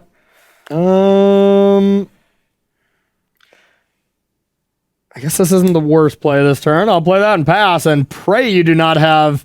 Okay, just kidding. I won't play that. Either of my removal spells. I'm still dead. I had the Meat Hook. I had Sora, and I needed the land. Spell, I just get... I guess you can Infernal Grasp. Oh, but then you I take 2, so I take 7. So I guess I could... But, I mean, that's putting me in a kind of a losing situation. Oh, no. The third adversary would have gotten Even the Redain would have got it because I just couldn't Meat Hook, efficiently. And stuck on lands there, so nothing too great to tell from that game. But, we got 20 minutes. You want to stretch this one? Let's just move on to the next one. We'll stretch that one if we need to. Really? Yeah. That's a lot of time for one match. I mean, we're either gonna stretch this and play best of 3, or we're just gonna play best of 5. It's the same number of games. Yeah, that's fair. I suppose we got a good one for the last one, huh? Yeah. Okay. All right. Well, first, Rob, do you got any questions for us before we go to our next match? Not at the moment. Okay, empty queue. So we are going to take a short break. We'll be right back with our final round here on Versus Live for the Marbles, and it's going to be a best of 5. See you soon.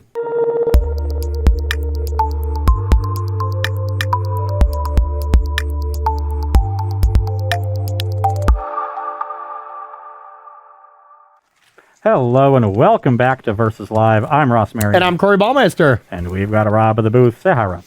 Hi, Rob. Rob will be taking all of your questions, comments, concerns, and burns in the chat. Make sure to tag at Star City Games so he can see them and send his favorites over to us.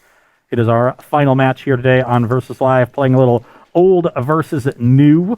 The same triumvirate of decks that dominated last season showed out in force during week 1 of Innistrad Crimson Vow Standard, but there were some new challengers emerging, and we know it usually takes a little bit longer for the new decks to take shape and figure out exactly how they need to be tuned, so no surprises that the old guard was particularly dominant in week 1, but we've seen a 1-1 split in our matches today. The Cleric's deck looked good. It really did. I was impressed. Yeah. The control deck looked solid when it got to do its thing. I think the mana base is going to be a real issue for that deck. There was just a lot of double black and double blue at the same time. And so when you're doing that and trying to splash that third color, you can get yourself into some trouble. And so even though you did on paper have a lot of really good tools against aggressive decks, if you're not able to cast them, then it just doesn't matter. Yeah. I don't know. I didn't love that deck, and I know it was only white for the other card, but I would rather just, I don't even know, be a Grixis deck. Like, be able to play some really efficient card advantage like Expressive Iteration. Not even do the all runs Epiphany stuff. Still be, this base black deck, essentially. But maybe you can't do that with Expressive Iteration. I don't know. I just didn't love the deck. Wasn't the biggest fan. Sure. Well, your third deck here is a deck that I'm a fan of. This is Mono Black Zombies.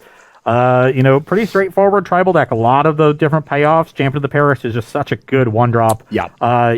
It doesn't feel like the same level of payoff as something that's more expensive and more immediately impactful, but having that quality of a 1-mana threat in an aggressive deck really does make a huge difference. It really does. And just that combo of champion into Jadar is so incredibly powerful that it's really hard to deny that thing is going to be playable. The thing is, against mono white, against Izzet, they do have ways to just cleanly deal with it on curve, no matter what, right? Skyclave Apparition or Divide by Zero from the Izzet deck. So it's not like that card really gets out of hand.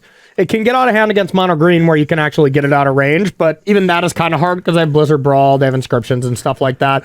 So it's those kind of scaling effects aren't amazing, but even if you can just be attacking for 3 on turn 2 or on turn 3, after you just play another threat and then attack in there, even if it dies immediately after that, that's already pretty good.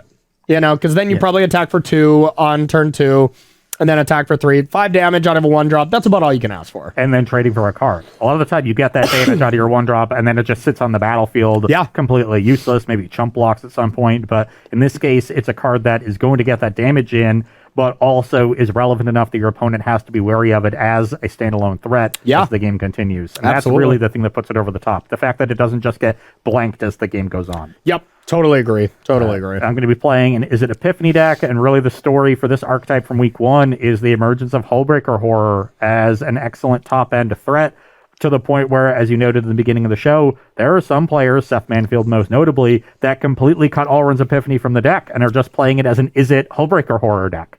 4 copies of the 7-drop. You can't play that many 7s in your deck, right? Yeah. So we've seen I see a lot of lists like the one I'm playing is probably the most common, where you still have 3 or 4 Epiphanies and you have 1 horror. They have a second horror in the sideboard if they want it. Is this the one from the Red Bull? I think so. Okay. I'm not entirely sure, but it's from one of the tournaments over the weekend. Gotcha. I just kind of went through them and looked at the list that I really liked. I think this one was also most emblematic of what most people were doing.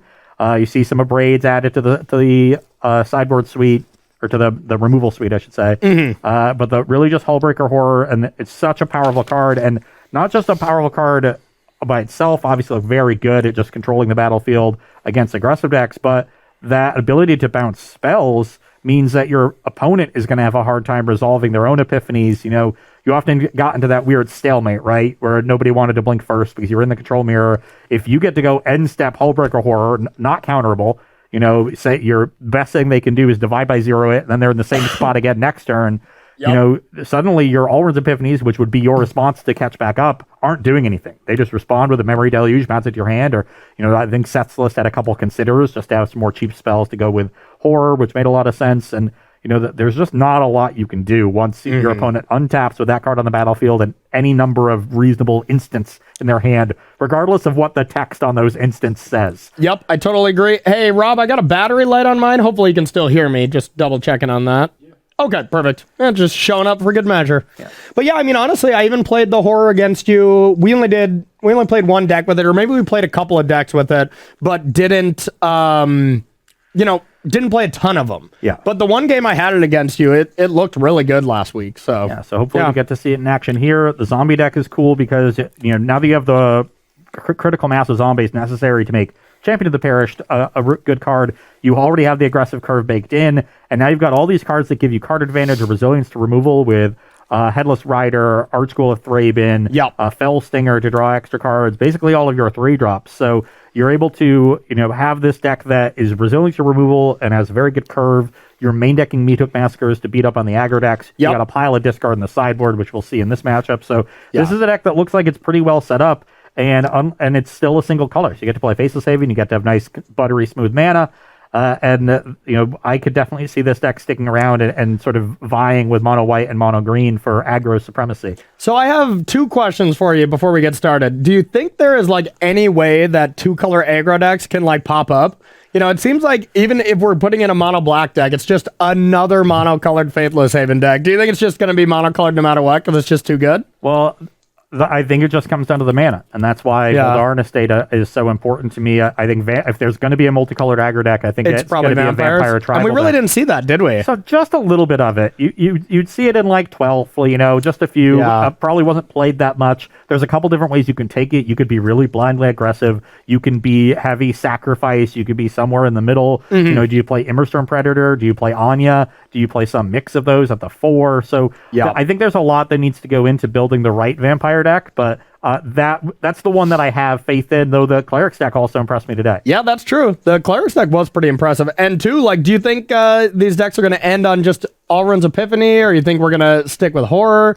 What do you think the better 7-drop is there? I'm still a firm believer in Alrund. I think it's just too good, but I don't know. I think it's going to be very metagame dependent. Yeah. Are people prepared to answer Hullbreaker Horror? The mono white decks didn't seem to have a lot of Valorous stances in their deck, but they have a lot of Ridanes. If you start playing Hullbreaker Horrors because the Ridanes are too good against you, and then they switch to Valorous stances, then it's just going to be this cat and mouse game of which level is the field on and which level am I on, and how do I match up against them? I think you can do similar things in other matchups. I would say Horror is probably better against mono green than Epiphany. But but then Cyclone Summoner is just still the better card, I think. But maybe you just don't need Summoner at all now. Maybe not. In the mirror, you got to give some edge to being the instant uncounterable spell.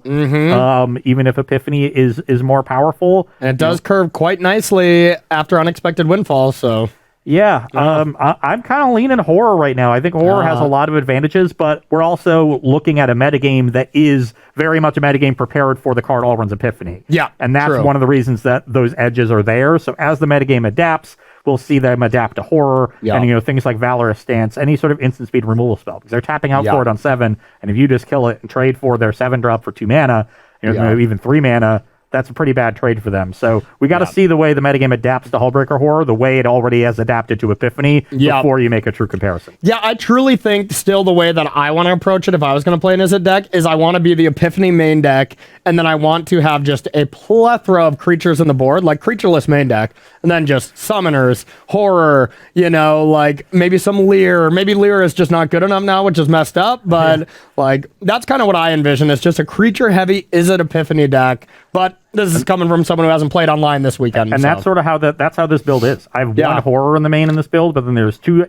eggs, 2 Leers, another Horror in the sideboard. So not super creature heavy, also a couple Hermits, but about half the sideboard. And if you take out Lessons, which are sort of in the sideboard, but not really. Yeah, but not really. Over half of the remaining cards are in fact creatures. So. Yep. No, I think that's interesting. Yeah, I think that's definitely a good way of going about it. Okay. I'm going to keep my hand. We're going to have a decent amount of dead cards in the main, which is unfortunate. So having one of them in my opening hand, I think is completely fine.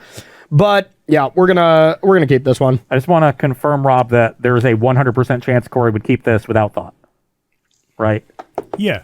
Yeah. I'm going to keep it, but I know in my head this is a Corey keep. Okay, good. You're finally learning how to play Magic. Good for you. Champion of the Parish passed you. You're probably going to get rewarded for it. I am going to take 3, go to 17. Okay. And pass the turn. What could you have? What could you possibly have? No one knows. All right. I'm going to go with a Champion of the Parish. I will Spikefield Hazard the original one in response. Okay, and then I'll put a counter on this one, and I'll pass to you.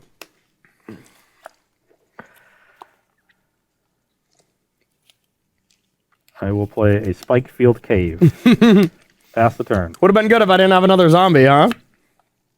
Okay, well, that's awful for me. I'm going to attack for 3. I'll go to 14. I'll play a Meat Hook Massacre for 0. Pass to you. Really needed a land. Believe it or not. I will play a Spikefield Cave. Okay. Pass the turn. Did you need blue? All right, I have a Champion of the Parish. I will respond with an Abrade on the 2/2 champion. Okay, take 1 and then take 2. So you go to 15, and no counter on this. You take 1 from this. Yeah, but I'm going to 12. You forgot the 3. Oh, I totally did. Okay. I've been doing great at life totals today. So then I'll pass to you. About as good as usual, yeah. Yeah, about as good as usual. Yeah, I forgot we get the upgrade here. Yeah. That's great. Stormcarved Coast. I'm just going to main phase this unexpected windfall. Okay. Divide by 0. Okay. Draw 2 cards. Oh, I'm so jealous of your side. I just treasures. love those. It's just the best treasure token that will ever be made. Pass the turn. I can't wait till you see the other treasure tokens. You'll probably think differently because they're cool. Yeah, but they want to Ryan Overturf on them, so. We don't know that. We don't know that. Maybe that was my whole thing. I was like, I want Ryan to be on this one. Maybe he's the coins, you know? Who knows? All right. Okay, what do I want to do here? What do I got to be worried about? Plenty of stuff. Let's go.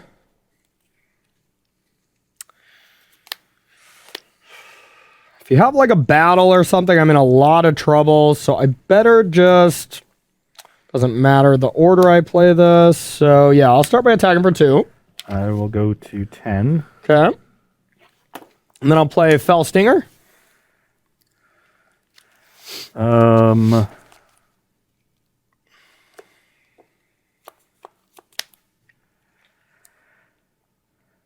a Jwari over there.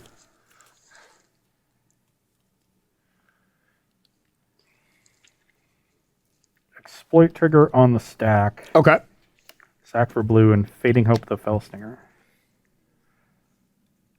It doesn't count. So the trigger is on Fell Stinger, so if you sack a creature while Fell Stinger is not on the battlefield, I wouldn't draw a you card. won't get a trigger. Yeah. Okay. And I'll Sure. try one. Sure. I'll get a counter here. Yeah, I can leave that one. Then I'll pass to you.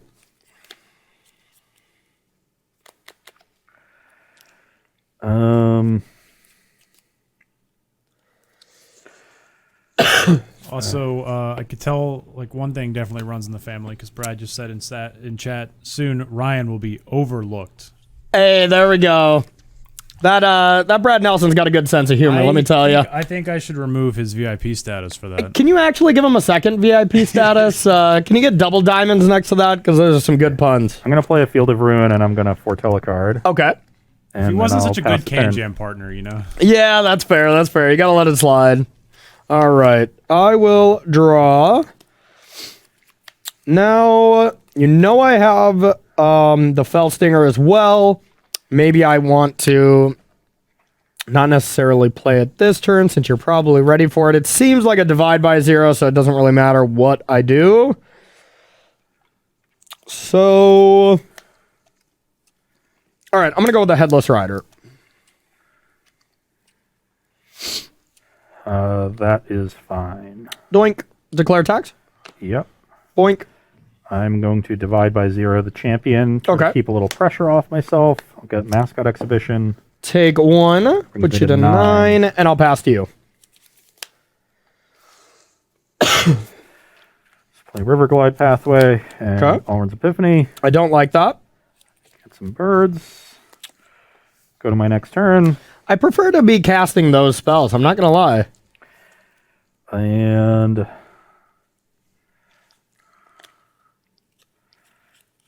four in hand. 4 in hand. You know 2 of them. Do I want to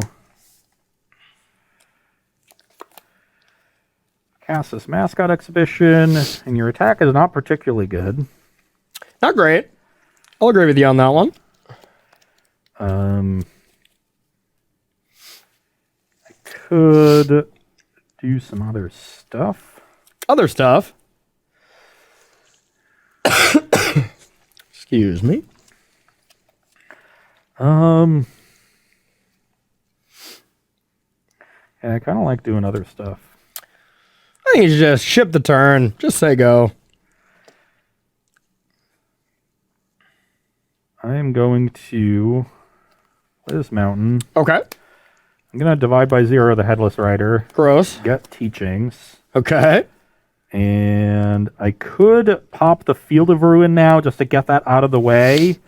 But then I would have to use the treasure. And if Corey's next turn is just animate Haven attack, I'm Yeah. fine chumping with a bird. Yeah, that seems all right. It just means that I'm not going to attack with one bird this turn. Yep. And You're that's so close fine. to drawing 3 cards. So close. Yeah, you need 4 more. I added one for your card, but I'll take 2. Divination away. And then I will pass the turn. Okay. Not feeling good. Definitely needed that land, though, so that's good. Don't care to attack with the Faithless Haven. You're definitely right about that. Now it's just, do I feel like going champion? You know about this, too. It's really, do I feel like champion into Fellstinger or champion into Headless Rider? Think I want to take this opportunity to actually draw some cards here. But, you know, getting the value with Headless Rider, where I can start sacrificing stuff then to get some zombies, especially since they don't decay, that is a big deal. So this isn't a completely trivial turn here. All right, well, it's for sure champion. Does that resolve? Yep. Okay. I guess this does kind of walk into a Jwari this way, but, you know, this is kind of going to happen anyways. And then I'll play Headless Rider. Resolve. I'm going to go for the long game a little bit more. Something that you just love to do against Alrund's Epiphany decks. And then I'll attack for 1.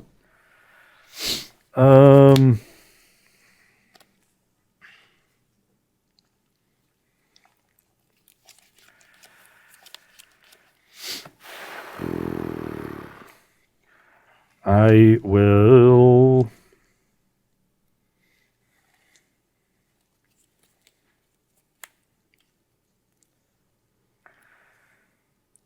take 1. All right. Go to 8. Okay, I'll pass to you.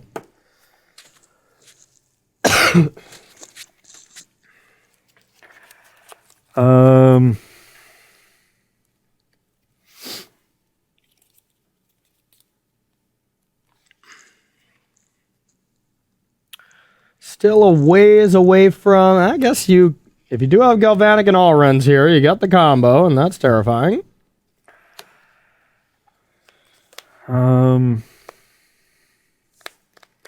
No, just a mascot exhibition. Okay.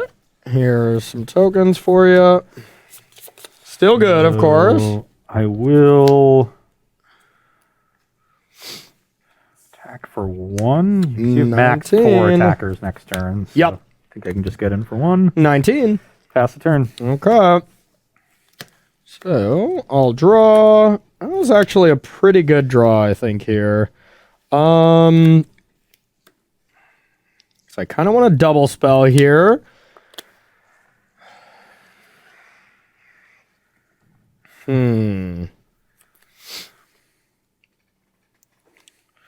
Let's see. Guess I could start with this. That's not bad. Yeah, okay. All right. Fellstinger? Yep. I will get a counter on this. I'll exploit this. You're going to lose 1. And do I either want to kill the Inkling or get a treasure? Not drawing a land is pretty brutal. If I have to use my treasure to do that anyways, that's just okay. So, all right, I will kill the Inkling. I'll get a 2/2 zombie. So I'm going to 7. You're going to 17 from the Stinger, but you're also going to gain 1 when the Inkling dies. Yeah, so 18 to 7 it should be. Yep. Then I got another counter from Justin Parnell here. I'll draw 2 cards. Yep. Okay, hit the land that we needed. And now it's just a question of what else we want to do. Do I want to try to really get aggressive this turn? Or kind of be a little bit more conservative? I think this is definitely a time to be aggressive. So I'm going to Infernal Grasp the Elemental. Puts you to 16. And then you gain 1 to 17. Yeah, exactly. And then I will... I'll declare attacks with these 2. Okay, jump there, block the Headless Rider. Okay. To trade. So you're going to gain 2, I'll lose 1. Yep. So you go to 6, I'll go to 19. Don't you just love Meat Hook Massacre for keeping track of life totals, Rob? Yeah. And then I'll get another zombie. To be fair, it's not much worse than fetch lands. Yep. So. And then I'll pass to you. Yeah, that's fair. Good point. Good point. All right, not a bad turn for me there. Oh, great. And then these don't have decay, right? Yeah, that's awesome. So, Field of Ruin, your Haven. Okay. Must have an Allruns. I do not. Hooray! Maybe you have a 7/8. I do not. All right. You're supposed to be drawing your 7 drops. That's the whole appeal of this deck. I'll play Riverglide Pathway. Okay. And we'll attack you for 1. Okay. 18, then I'll Wrath the board. Wrath the board. Okay, so I'm going to go to 2 and you'll go back to 19. Yeah, you're going to go to 2. Go to 19. Yep, champion just dies there. I was hoping you were playing battles, and I was like, all right, we got it here. And then I will pass the turn. Okay, that was a good turn, but yeah, being at 2, a little rough. Okay. Yeah, I'll just play. I guess I should play these one at a time. I'll play Headless Rider. Yep. Jadar. Disruption. Okay. I'll pass to you.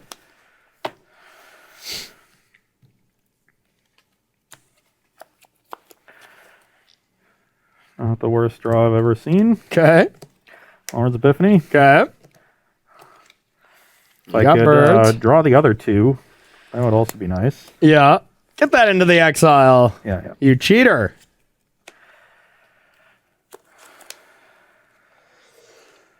Yeah, even if you top deck the other 2 all runs, it's not like I'm completely dead. I think I'm still favored to win the game. If you bricked on that last draw. Just because of Meat Hook. This Meat Hook where I played it for 0 value has actually just been awesome. Yeah, it has been very good.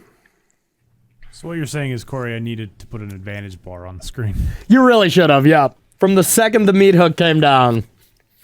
I mean, if Meat Hook is also good against these Izzet decks, like, it makes sense that this mono black deck did well right away because it's just an incredible card against the white decks.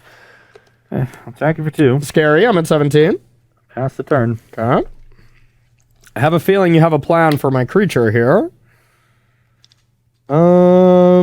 So I'm gonna start with a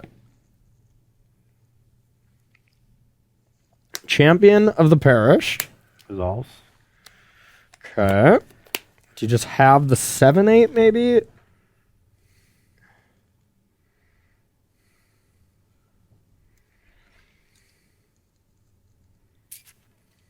Okay,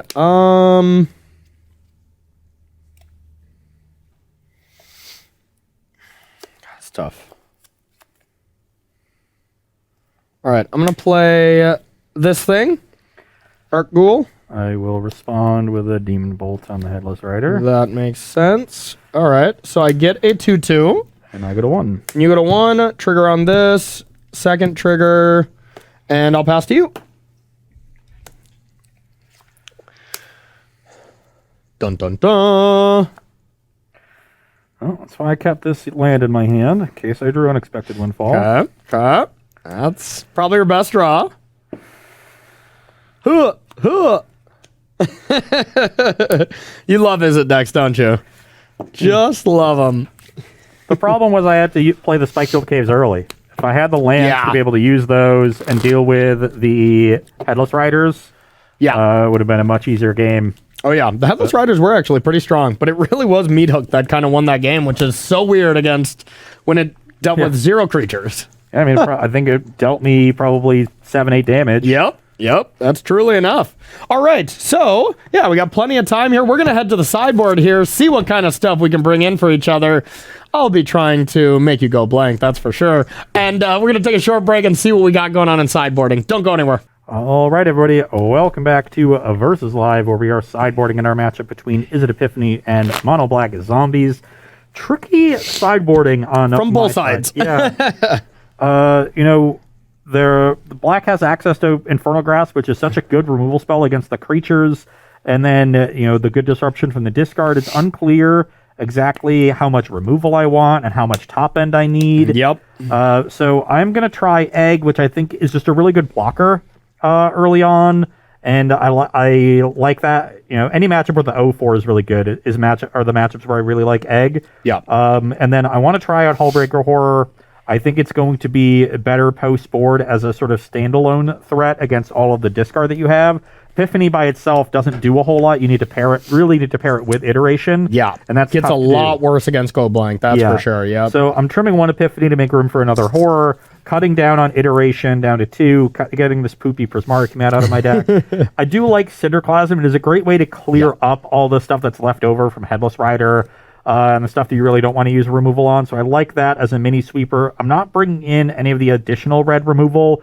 I don't think you can just overload on it because the zombie deck is so good at grinding through it. You have all this card advantage from Headless Rider, Archghoul of Thraben, and Fellstinger, and you have creature lands. So I don't think I can just overload on removal and call it a day in a matchup like this. So Burning Hands and Demon Bolt don't seem great. I don't really want additional copies of any of them. So just making the 4-for-4 swap. And really tough from my end as well, because I have a lot of removal. You have a very small amount of creatures, but they're must-answer threats, so I have to leave in some removal. I'm even bringing in some Infernal Grass. I'm just going up to 4 of these as my removal spells. I'm leaving in 2 Meathook Massacres because they were just so good. And there's going to be opportunities where, let's say I attack with a 3-1, you block with the 0-4, and I can Massacre for 1, maybe get you off guard with something like that, and then have that effect where if you kill my creatures, you get a little slap every once in a while. Tainted Adversary is the one Corey's card. dream is to just give me a slap every once in a while. It really is, actually. Yeah. I just figured one day we should just have a slap bet basically on versus whoever wins just gets to full wind up, but you will see the most competitive Magic you've ever seen in your entire life. And then the worst slapping you'll ever see in your entire life because neither of us are strong. So the worst card that I think I really wanted to take out was Tainted Adversary. I think it's already really expensive. The games don't go super long, and then you just have wrath effects for when I play this, spend all my mana, and then you can just burn down the house or something. So I think that was the easy out. A sorcery removal spell with Eaten Alive I don't think is ideal either. A very good removal spell in this deck, though, especially with Jadar. And then taking on a Meathook Massacre for just a pile of discard spells as well. Yeah, the typical mono black sideboard against this deck. Yeah. I mean, Go Blank is the best card against Is It Epiphany? The way it was built pre-Crimson Vow, I can't imagine it's changed so much that that's not still at least somewhat true. So it should be a decent The builds that focus more on Hullbreaker Horror are down to one Galvanic iteration. Yeah. And no Epiphany, and that's really the part of the deck that Go Blank is best against. True. But you can still just Go Blank them, and if they leave land 7 and Horror in hand, then sure, you got a 7/8, but now you don't have spells to go with it. Yes. That's still eliminating resources. If Horror just hits the battlefield and you don't have any resource and you draw land, it's just a big dumb creature, Yep. So it gives you some outs, but Go Blank is still going to be effective. It goes from being a horror for your opponent to just being horrible, So that's really what it comes down to. Still a 7/8. That's true. Still blocks. I just wanted to make my bad joke, okay? Yeah, well, you did. No one laughed. Oh, come on. At least one person laughed. Rob is over there hysterically laughing. You can't hear it because he hasn't pressed the button, but...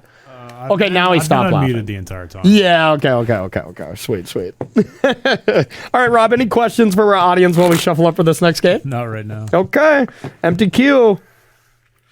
All right, you want to go first, I imagine? I will indeed, and I will keep this hand. All right, show me a good one here. Oof. Well, this hand is not amazing. But I think it's a keep. I'm in. I will lead on a mountain. Okay. I will lead on a swamp. Past you. I was right on time. All the Storm Giants. Okay. Foretell. Okay. You're up. Hey, what do you know? Same. Except my hand was pretty slow, so I'll pass the turn. I was hoping to get a 1 or a 2 drop there, and then this hand is actively very good, but... I'll play a Field of Ruin and pass. Okay. So now I put you into the... can have just divide by 0 here, which is just incredible, but not too much I can do about it. So I'm going to play a land and... yeah, Go Blank. I'm going to try to just, do this first in case your hand is all removal spells.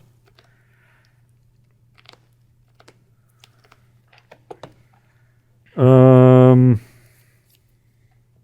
I check to see what this is? It'd make my decisions easier.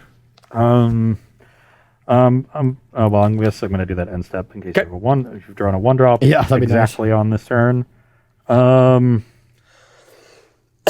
like that it's resolving. Yeah, it's resolving. I don't think it makes a difference which ones I discard. Okay. Because I don't have Leer in my deck. So Seems like a leering problem for you. I am going to discard Riverglide Pathway and Spikefield Hazard. Okay, and then, yeah, that's it. So I assume you're hitting this. End Okay. step, let's hit that.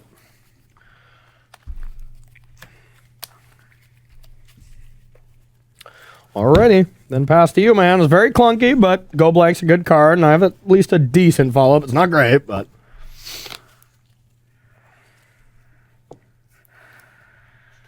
Draw. Okay. Play a Stormcarved Coast and pass the turn. Alright. So you can definitely have Unexpected Windfall, which would make a lot of sense, but I'm going to play the Fateless Haven I held on to because of Field, and then Go Blank. I will respond with a Windfall. Yep. I will discard Fading Hope. Okay. Let's see if you get the Juari. Oh, wait, Juari doesn't do anything now. That's right. So you'll probably be discarding, and hopefully you don't keep Horror in your hand and then draw. But even as we were talking about, this is kind of the... Discard Pathway and Divide. Okay. I'll pass to you. My hand was just double Go Blank. It was a play on. That's for sure.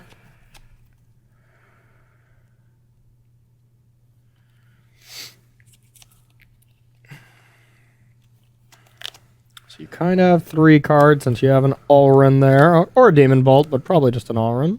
I will play a Field of Ruin. Rude. And I will pass the turn. Okay. I'll draw. Okay. Well, I'm going to go like this and play a Archghoul of Thraben. Yep. And anything else I want to do? Probably not. I'll just pass to you. Okay. And step, I'll field the Haven. Not a horror, so I'm happy about that.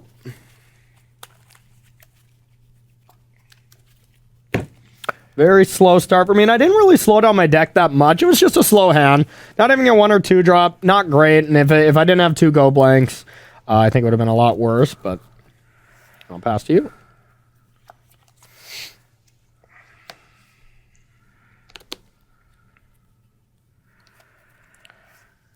I'll play another Windfall, pitching an Iteration. Okay. Awkward. Yeah, and there's where the Go Blanks really kind of hit you, you know? Because you have the mana to combo, you just needed 1 more card. 4 treasures. But I'm still in trouble. Uh-oh.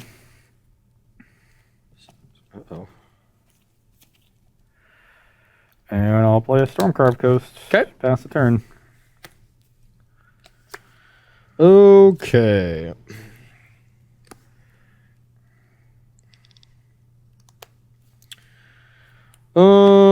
I have a land. Hope you have 4 more of those. I don't. That's unfortunate. But it's pretty clear that you just have Galvanic Allruns lined up for next turn, so I have to maybe try to dig for a 3rd Go Blank to really kind of get you. Which does make my plays pretty awkward. But I think that's what I have to go for. It's... We fell stinging this Archghoul. Or fell stinging a fell sting. Yeah. Well, let's see. All right, I'm gonna fell sting. Resolves. All right, I'll sack this. So I guess I trigger this first. Both triggers are going to go on the stack at the same time. So you can do them in whatever order. I imagine you would want the Archghoul first. Yeah, I think so. So if this is a zombie... If it's a land, you get to put it in the graveyard. Okay, yep. So I'll do that. Draw 2. Okay, not and 3rd card ideal. down, Go Blank.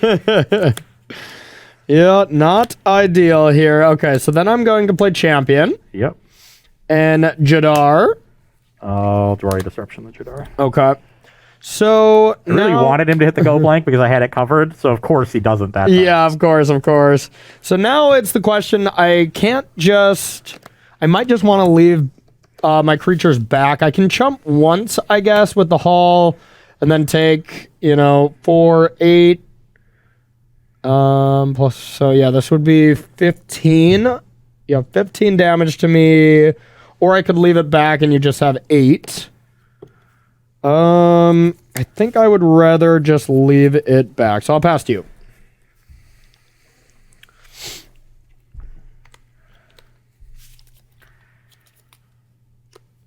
God, I hope it's a Demon Bolt. Flashback Galvanic iteration. Yep. Cast Alrund's Epiphany. Yep. Birdies for you. 4 of them. Okay. Let's hope you brick. Go to my first turn. Yep. There's not too many times when I lost the game when I did that play at the Invitational. You're at 18 right now? Yep. Well, those are pretty good cards. Uh-oh. So I am going to...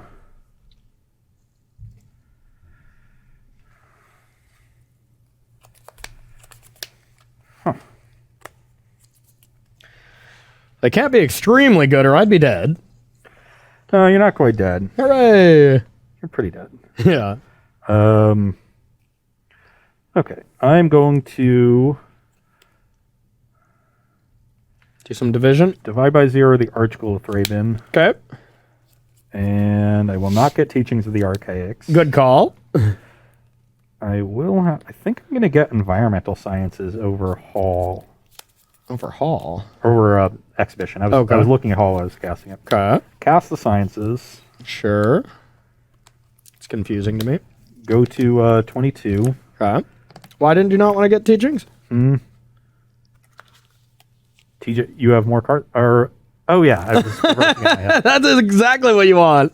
I do want the extra land. Okay. So I don't have to use the treasure next turn for my haul. Okay. Gotcha. There was a method to that, but yeah, I don't know why. You have more cards. Than Yeah, that's exactly what you want to do. Thank God for Go Blank. So yeah, you're gaining 2. You're at 22. Yeah. I'll take 4. I'm guessing. Yep. 14. And I'll upgrade the champion. Okay. Go to my turn. Yep. And activate attack for 11. Down to 3. 3 and pass the turn. Okay. I'm actually in not that bad of a spot here, surprisingly. Are you somehow killing all my birds? You got a Meat Hook Massacre on the menu? Well, I guess I probably only have one play here, and that is Meat Hook for 1, gain 4, go to an inconvenient 7, and yeah, just play the chump blocker and pass to you. Don't draw Fading Hope, please.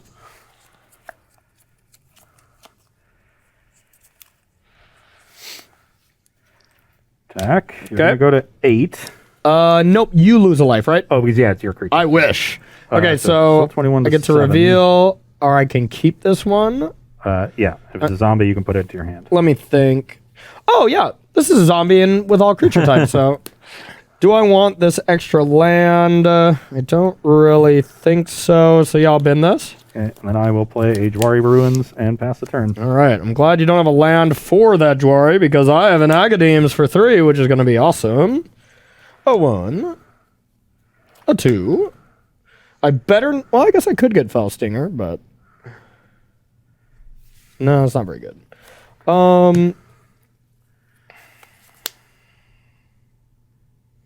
All right, I'll get this. I'll get these 3. Get 1 trigger, and then end step, get a Decayed. Hold on.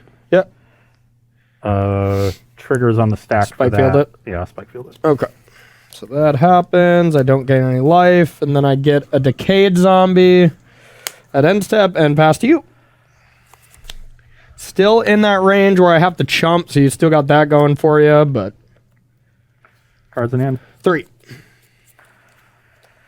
Oh, I'm going to take a turn off to draw some cards. Probably a good call. Oh, that's a good top deck. Holy cow. It's Bouncy Archghoul. Get you to 4 cards. Yeah. Draw 3. But I have more cards. You don't want no teachings.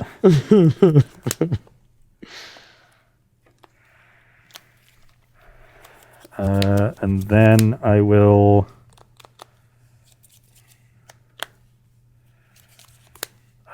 you 4 in hand. 4 in hand. I will play a Smoldering Egg. Okay.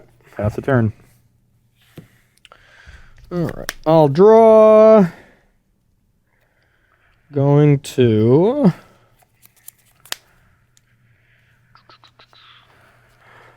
Okay. I will Infernal Grass, so I'll only lose 1.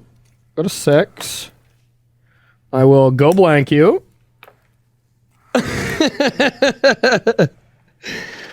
And then I'll play Shambling Ghast. And I'll for sure attack with this. Let's see, 3, 4, 5, 6. You can still kill me with Fading Hope. I don't really want that to happen. So yeah, attack for 1 or attack for 2. 19. 19. It's any creature, so I lose life when it dies. Yeah, you lose life and then 18. I get it back. And I'll pass to you. Zombie deck is resilient. Okay, get in for 7. Okay, I will block. You lose a life, and I'll get a treasure. I'm at 17. Okay. You can go. All right. Draw. Okay, I'll play a land, and I'll play 2 ghouls. Yep. Can safely attack with these. Attack for 3. I go to 14, then 13 when the token dies. Yep, 13. I get 2 triggers. Because this dies. Or another zombie. Okay, don't want that. That's a zombie, so I get that to my hand. And end step, get a zombie. Pass to you.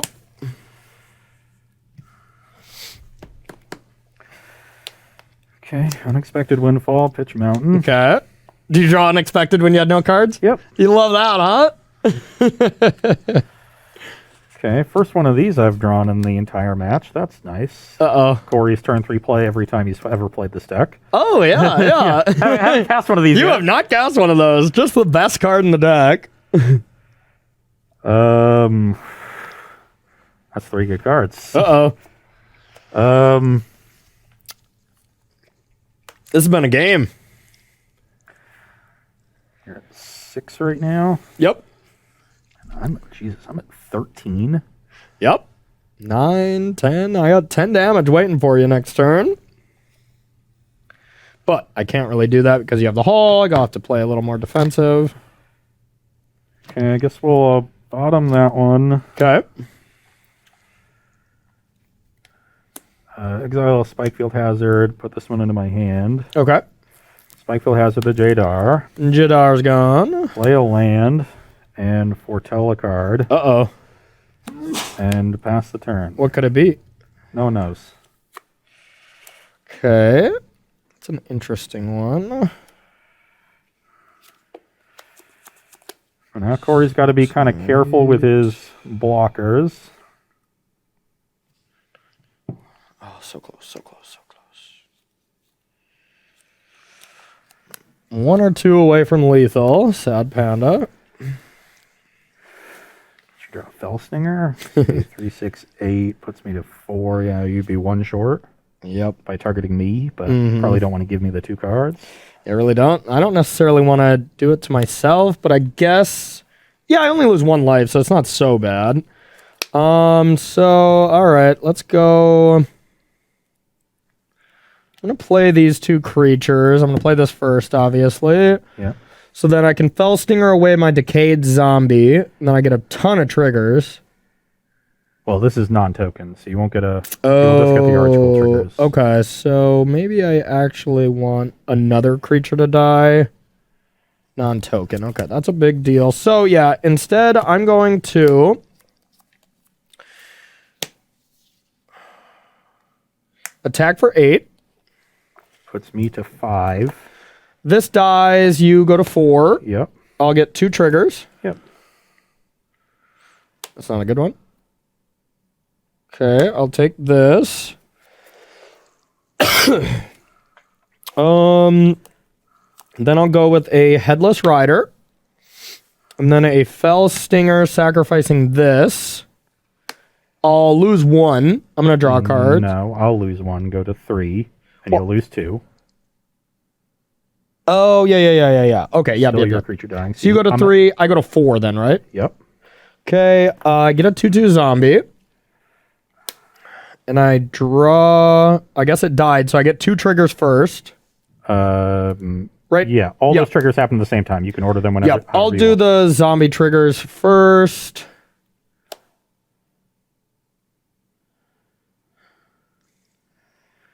Don't think that is what I want right now. And then I'll draw 2 cards. Yeah. Then I'll play a land.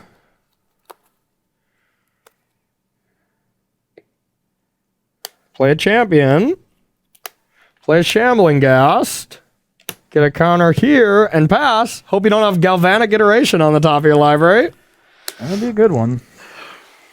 Dun dun. Well, you were close. It's another Auron. No, it's the other iteration. Oh no. Oh no. And you can now you have 3 looks at it. Uh-oh, I don't feel good about this. 3 unexpected windfalls. I guess that still isn't bad.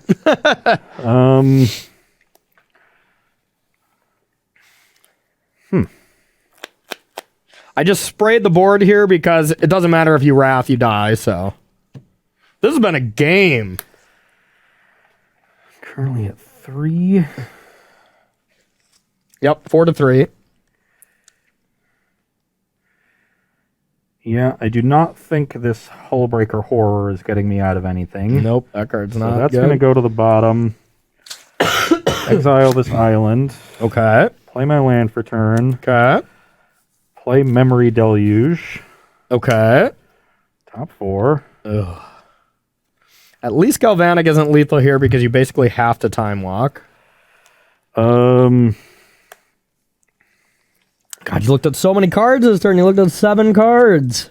It's hard for me to not imagine I'm dead. Oh, wait. 2, 4, 6, 7. Yeah, that's what I want to do. You're at 4, right? Yeah. Yeah, we'll put those 2 on the bottom. Okay. 4-3. He's at 3. I'm at 3. Sack the 2 treasures. Cast this Alrund's Epiphany from Foretell. Yeah, you got another Alrund's? I do not. What I have is Smoldering Egg Expressive Iteration with the Deluge in the graveyard. I need to find a land, an untapped land. Oh, man. Haul. So, Smoldering Egg. Okay. 3, 4, 5, 6, 7. Oh, you just have to find it with that. Flashback Deluge. Transform the egg with Stormcarved Coast on tap. No. Oh, God, this would be legendary if you play him face up. Let's see it. Okay. 5. Oh, dang it. Only 1. Yeah, I could have also found a Spikefield Hazard, but I think the last one was in the bottom. I had to put this on the bottom off the Deluge. So I'm not even sure how many outs I had. I have 4 here, so I only have 5 untapped lands left. Yeah, I mean, I guess the Fellstinger cost me the game. I knew the bottom 3 cards of my deck. Yeah, the Fellstinger cost me the game, though. Yeah. Yeah, I shouldn't have. If I didn't do that, I'd just win next turn. Wow, great game.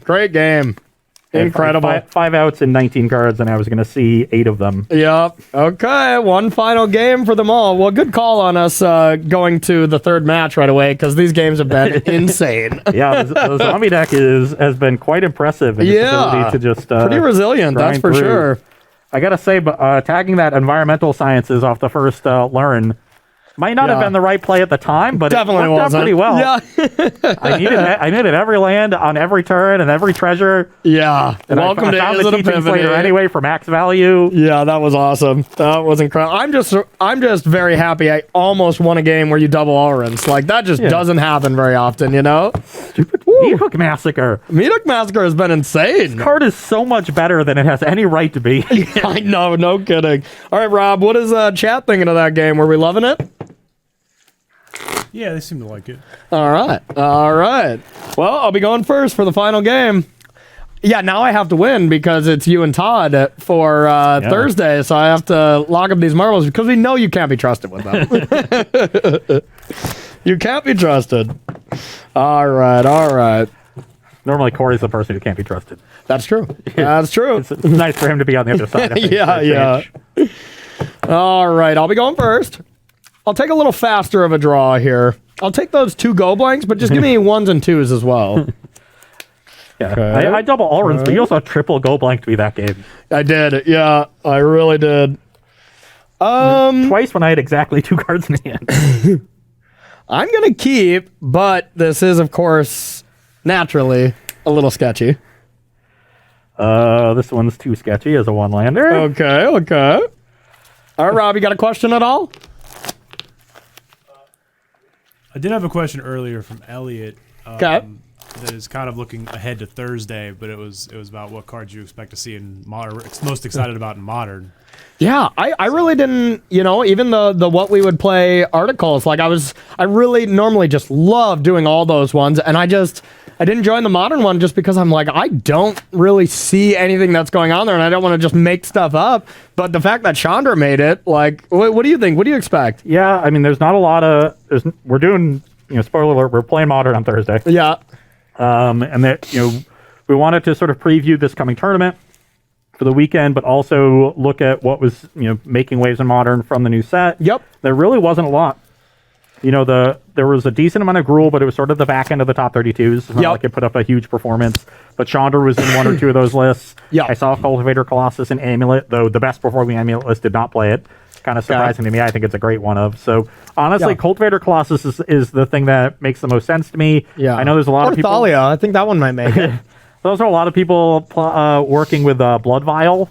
Just like 1 mana, make 2 artifacts. What can I do with this? Yeah. Oh, yeah. I saw Canister messing around with a lot of different Asmore decks, right? Yeah, Asmore or Whir of Invention. It's good with it because you just spam artifacts and can improvise really well. Our teammate Eli Cassis is definitely building a deck with that as we speak. So that's something to look out for. But nobody succeeded with it on the first weekend. Maybe in some league dumps there were some, but I haven't checked those. Sure. So yeah, not a ton for Modern in these sets.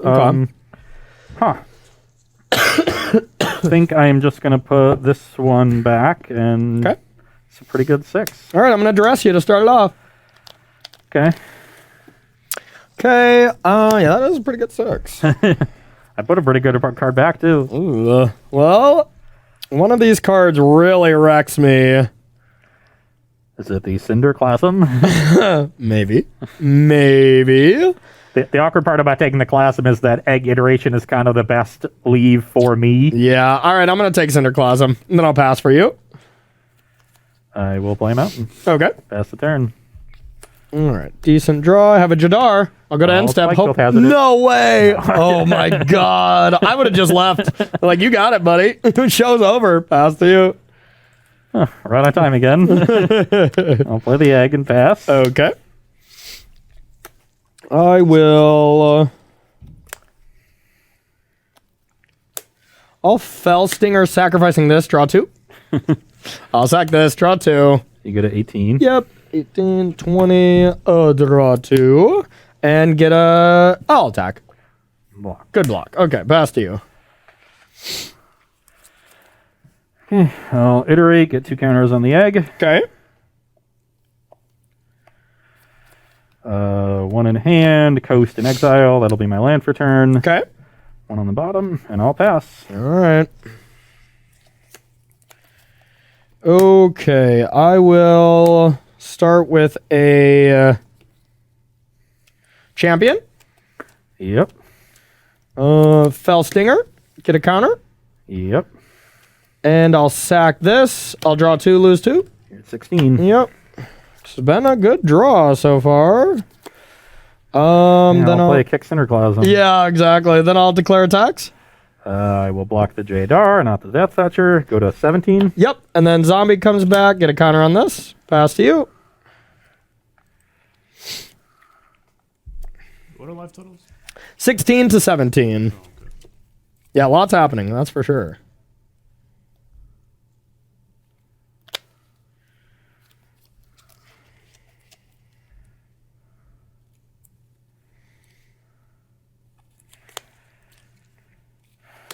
Coin Island. Okay.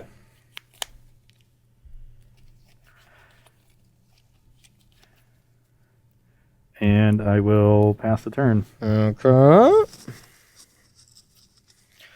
I'll draw a card. Play a land. Play a Shambling Ghast. Sure. I'll get a counter on this. Move to declare attacks. Yeah. They're all coming in.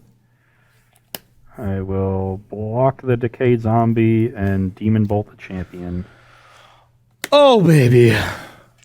You have Ebon Death in this deck? Oh, yeah. Oh, yeah. Sure.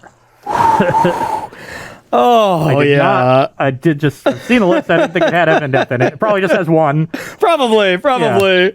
Yeah, I'll play that. Obviously, I'm going to respond to the Shambling Ghast if I know Ebon Death is in your deck. What? You don't know if anything's in my deck. All right, if you want to do it, you can do it. Yeah. There's 3 of them. Jesus. Yeah. Every time I played that card, I've come away unimpressed. All right. Well, you get to do something else if you want to do with your mana, right? Because I'm going to respond to the Shambling Ghast. So if you've got other things you want to do. So would I do anything else? Yeah, play around Ebon Death. Still pretty good. I was trying to think of Flash Zombies. It's normally not a combo. I came up with Overcharged Amalgam, the card I couldn't play around last week. Yeah, that's fair. So I still might want to play that. Nah, I'll play this pre-combat instead, and then I'll attack. Do I just want to block the Jadar? I'm at 17. Yeah, that makes sense to me. I'll block the Jadar and just take 8. Does it? That doesn't make any sense to me. Oh yeah, because it's not killing anything. Oh my god! Now you got me. You got you frazzled, so you go to 10. Yeah, take 7. All right, then this dies. I'll trigger this. Yep. Yeah, I think the time has passed for this card being good. Unfortunately. Yeah, I'm gonna put Goblank into the yard, which feels kind of wrong. But all right, so you took that, and then I'll put this into play. Pass to you. Okay, now that's a good draw. I will start this turn with Expressive Iteration, transforming the egg. Okay. Still feel cheated out of this game. Oh,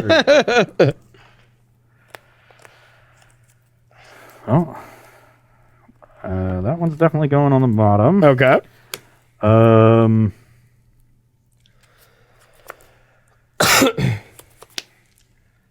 right, it's Ashmouth time. Okay. Guess now that I showed that to you. Yeah, it's gonna be a good one, that's for sure.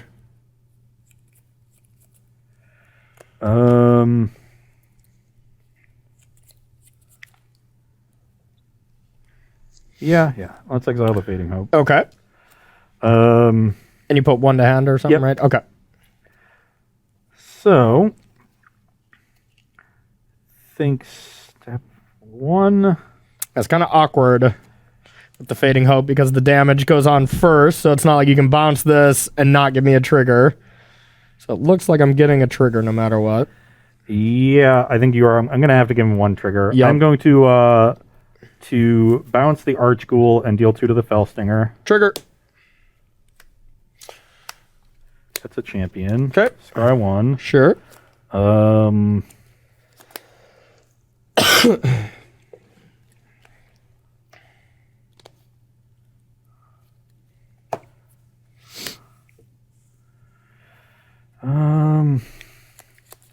Yeah, bottom that. Okay. And I'll play Lava Glide Pathway, All right. and I will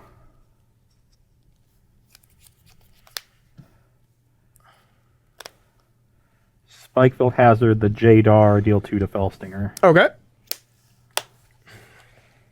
And then I will pass the turn. No attacks. All right. Not 10. Maybe I'm supposed to attack.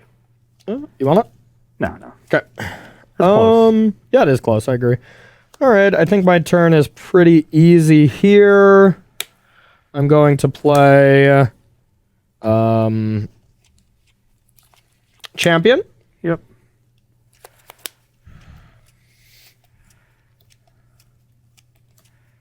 Archghoul. Sure. Trigger. And now's the question of, do I want to attack with Shambling Ghast as well, or just the zombie? I kind of... It's close. Maybe it's not that close. All right, I'll attack with this. You have not played your land? I have. It was Faithless Haven. Okay. Yep. So there's... I mean, it's dying anyway, but there's no way for you to punish me. That's what you thought about the Evan Death as well. Yeah. you left in Meat Hook Massacre, which you can't cast for X equals 2. Yep. You can't somehow, like, kill multiple Shambling Ghasts this turn. Yeah, I'll block. All right. It dies. I'll trigger. I don't want to land. And then end step, I'll play Jadar. Or not end step. Second main, yeah. Yeah. And then I'll get this. I'll get another counter. And pass to you.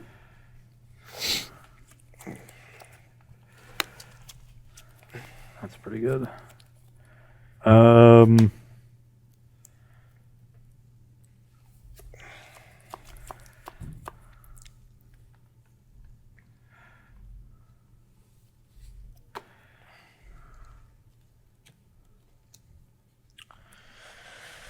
right. One turn away from Alrun stuff, and then the game just ends. So I got to find some way to interact. I just haven't found a single piece of removal so far for this Ashmouth, and it is doing some work. That's for sure. Okay. I will... Oh, God, not Cinderclasm. No, this is a... Oh, no, that doesn't work the way I want it to. Okay, good.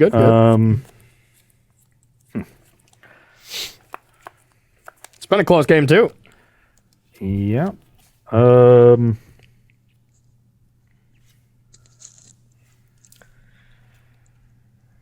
Okay. I will abrade the champion, deal 2 to Archghoul. Okay, trigger Archghoul. Yep. Fail Stinger. And this is down. dead. Yep. Archghoul has been awesome. Card's been sweet.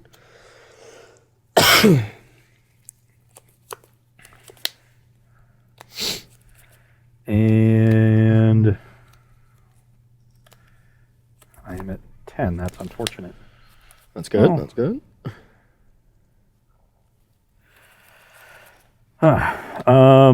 Yeah, Fellstinger was the card I did not want to see. Yeah. Yeah, being able to actually exploit you.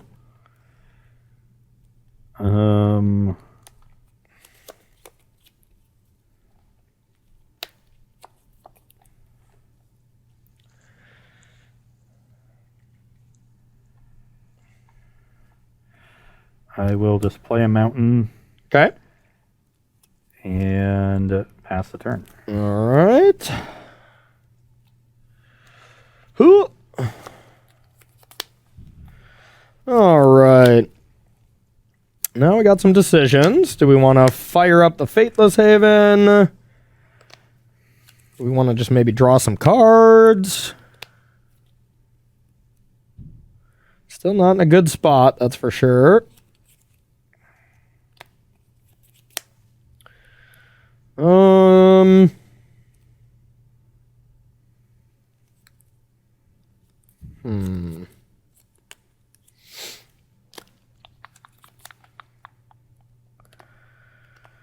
Let's go with...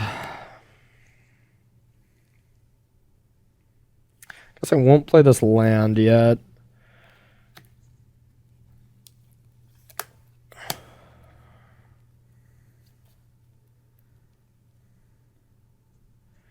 Fellstinger? Resolves. I will sack this and just draw 2. Brings you to 14. 14. Draw 2. And I'll play a land. And no attacks. Move to end step. Yeah. Pass to you.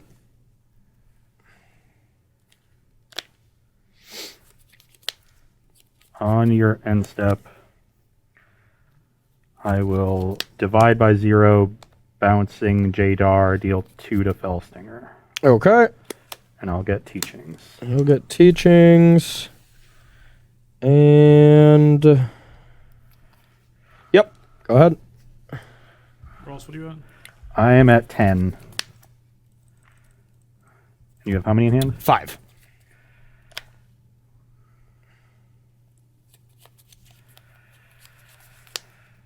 I will foretell. Okay. I'm scared. I will cast a teachings with 1 card in my hand, deal 2 to... I'm going to deal 2 to the Decayed Zombie. In response, I'll play Ebb and Death. Yeah, so I still only draw 2? Yep.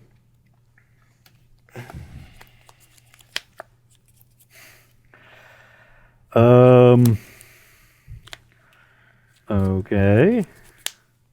That was annoying. Because I am now at exactly 10 again. Yep. I will play a tapped hall. No 1-drop, please. And pass the turn. All right. I will play a land.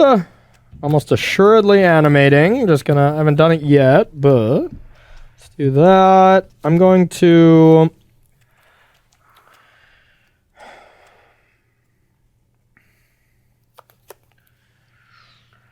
I'm going to play Archcool. Sure. I'm going to animate Faithless Haven. Yep. And I'll attack with the team.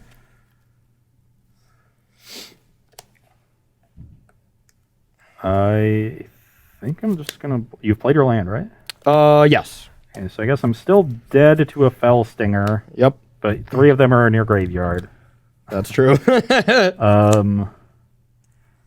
Yeah, I'm going to block the Shambling Ghast and go to 1. Take 9. You go to 1. I will get a treasure, I suppose, and trigger this. Yep. Ooh. I'll put that into the graveyard.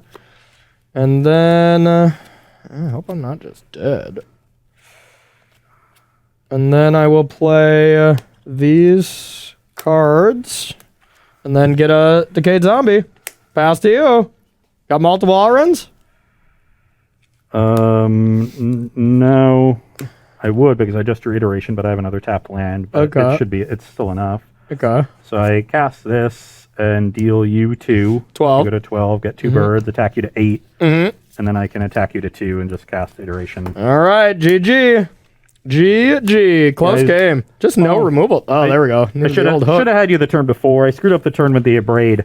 What I should have done, I thought I had enough mana to be able to divide by 0, Sciences, and Abrade, and make sure I had land 7 for the next turn. Yeah. But I was 1 short of that, and I just snapped off the Abrade without thinking. I should have just divided by 0, bounce the champion, deal 2 to Archghoul, get Sciences, play Sciences, deal 2 to Jadar. Then I have 2 extra life. I can attack for 4, and I have land 7 for Epiphany the following turn. Yeah. So yeah, just poor sequencing on 2 turns ago. That almost really cost me because then And the Demon Bolt almost cost you. That's for that damn would sure. have cost me. But that's the thing where I was literally sitting there thinking, like, should I do this now? I'm like, I don't think there's a card that punishes me, and I kind of wanted you to just tap out for stuff. Yeah, and then do it with the last one on the stack kind of thing. Yeah.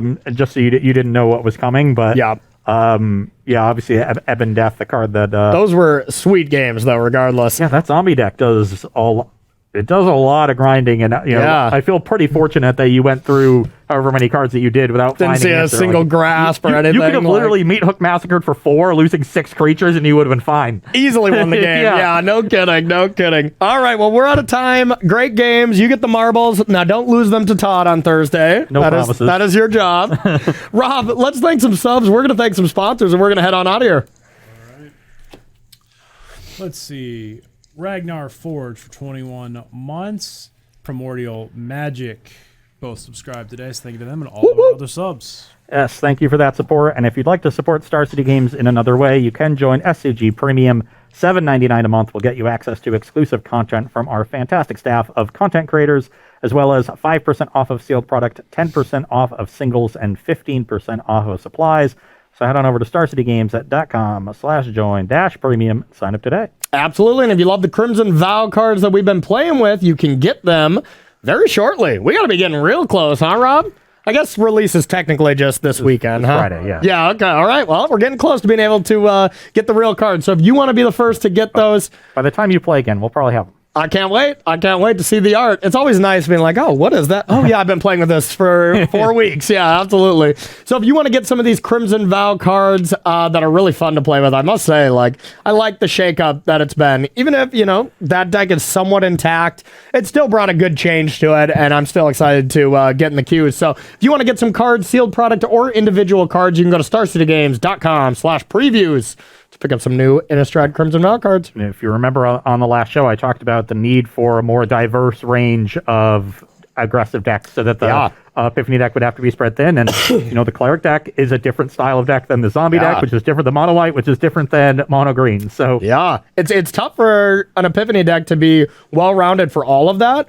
That's why I really like, as far as the all-runs, to just be as, dedicated to just the galvanic unexpected windfall turns thing, because no matter what, that's a proactive plan. It's gonna do its thing a lot, but in a couple weeks that could be obsolete if there's a lot of Thalias, a lot of Raydanes. Then all of a sudden you have to switch up and do Hullbreaker Horrors in the mirror. Yeah, and then you have to have an amalgam of stuff in the Izzet Epiphany deck, and that's when those decks just fall apart. That's when they just become bad. So yeah, I agree. We could be on the way. Yeah, to that for sure. Yeah, well, it looks really good. Yeah. Next order of business is selling cards, because Star City Games is always buying, and the process has never been easier because there's so many ways to do it. You can use the buy list feature on the website. You can mail your cards into SCG and let them do the work for you vis-a-vis sorting and grading. You can make an appointment and come into the store to do your business in person, and if your collection is big enough, you can make that appointment and have Star City Games come to you. So pick whichever works best for your situation, and do keep in mind that when trading cards in for store credit, you will get a 30% bonus. Absolutely, yeah. Basically the only way I could have got my invitational decks. Trading in so many cards to SCG was nice. Absolutely. So the next order of business is the sale, and this week it is just 50% off select gaming supplies. If you game, you might need supplies. I imagine that is just a broad variety of things. You need some sleeves, you need some deck boxes, all that jazz. Mats, dice. Yes. And lions and tigers and bears, oh my. So if you want to check out the exact list and get a little more specific on what is 50% off this week, go to starcitygames.com/sale and check that out. Now, do remember that this sale does end Sunday at 11:59 p.m. So you got some time, but make sure to get it throughout the week if you need to get some more sleeves and stuff, because, well, now that Paper Magic's coming back, I can imagine a lot of people don't have as many sleeves anymore. So, last but not least, we'd like to thank our sponsor, Coalesce Apparel. If you like the shirts that we wear, you can find their entire collection of t-shirts, hoodies, and stickers at coalesceapparel.shop. And be sure to use the gift code SCG when checking out to get 10% off of your purchase there as well. And some shirts are just lifestyles. I don't know any specific one that would really fit me that much, but some you just got to live by. Coalesce shirts are just so comfy, and they have such good messages. I can't think of one that is just really suits me, but I can think of one that suits me, and they came in the mail today. Yeah? Did we get our jams? I got mine. Ooh, watch, I didn't get it. I have an NBA Jam game at home. 2 of them. Well, we can all right, now you can finally go to Twitter and thank Cedric A. Phillips for giving us the NBA Jam shirts, because we've been dying for them. We love some NBA Jam. Came in yesterday. Oh, man. Happy days. I don't even care about losing the marbles now. We're all winners. You will see me in one on Thursday. Yeah. You're going to see me one in for a while. I may have lost the marbles, but we win in life if we get the NBA Jam shirts. They're awesome. So good. All right, everyone, that is going to do it for us today. A really sweet show checking in on what has been winning here in Crimson Vow Week 1. A lot still to go on. I'm still going to try that mono red Izzet Dragon style deck. I still have faith in that. It might be bad, but, I'm going to give it a shot. Yeah. There's a lot of things you can still give a shot. Yeah. We know what the target is, but we've seen some we've seen some vulnerabilities. I think both tribal decks that you played today looked very good. Yep. And that is going to open up a lot more space if we can stretch these Epiphany decks thin, where they aren't then 30% of the metagame, 20% of the metagame. Then you start opening up space for the mid-range decks of the format, and things start getting real interesting from there. Yeah, this should be a good standard with all the metagame shifting, or one deck is too good, then, we'll see what's up. It's either good or it's bad. That's true. So now we played a ton of Standard, and I'm going to be taking Thursday off, and Todd's going to be coming in my place, and you guys getting back to, let's face it, it's the best format. Modern is so great. So you guys are going to be playing some Modern. Don't lose those marbles, or, I'm taking away those NBA Jam shirts, okay? Yeah, well, we'll see how it goes. Okay, we'll see how it goes. So thank you so much for watching, everyone. They will be back Thursday at 1 p.m. Eastern Time. So for Ross Merriam, I'm Corey Baumeister. We'll see you later.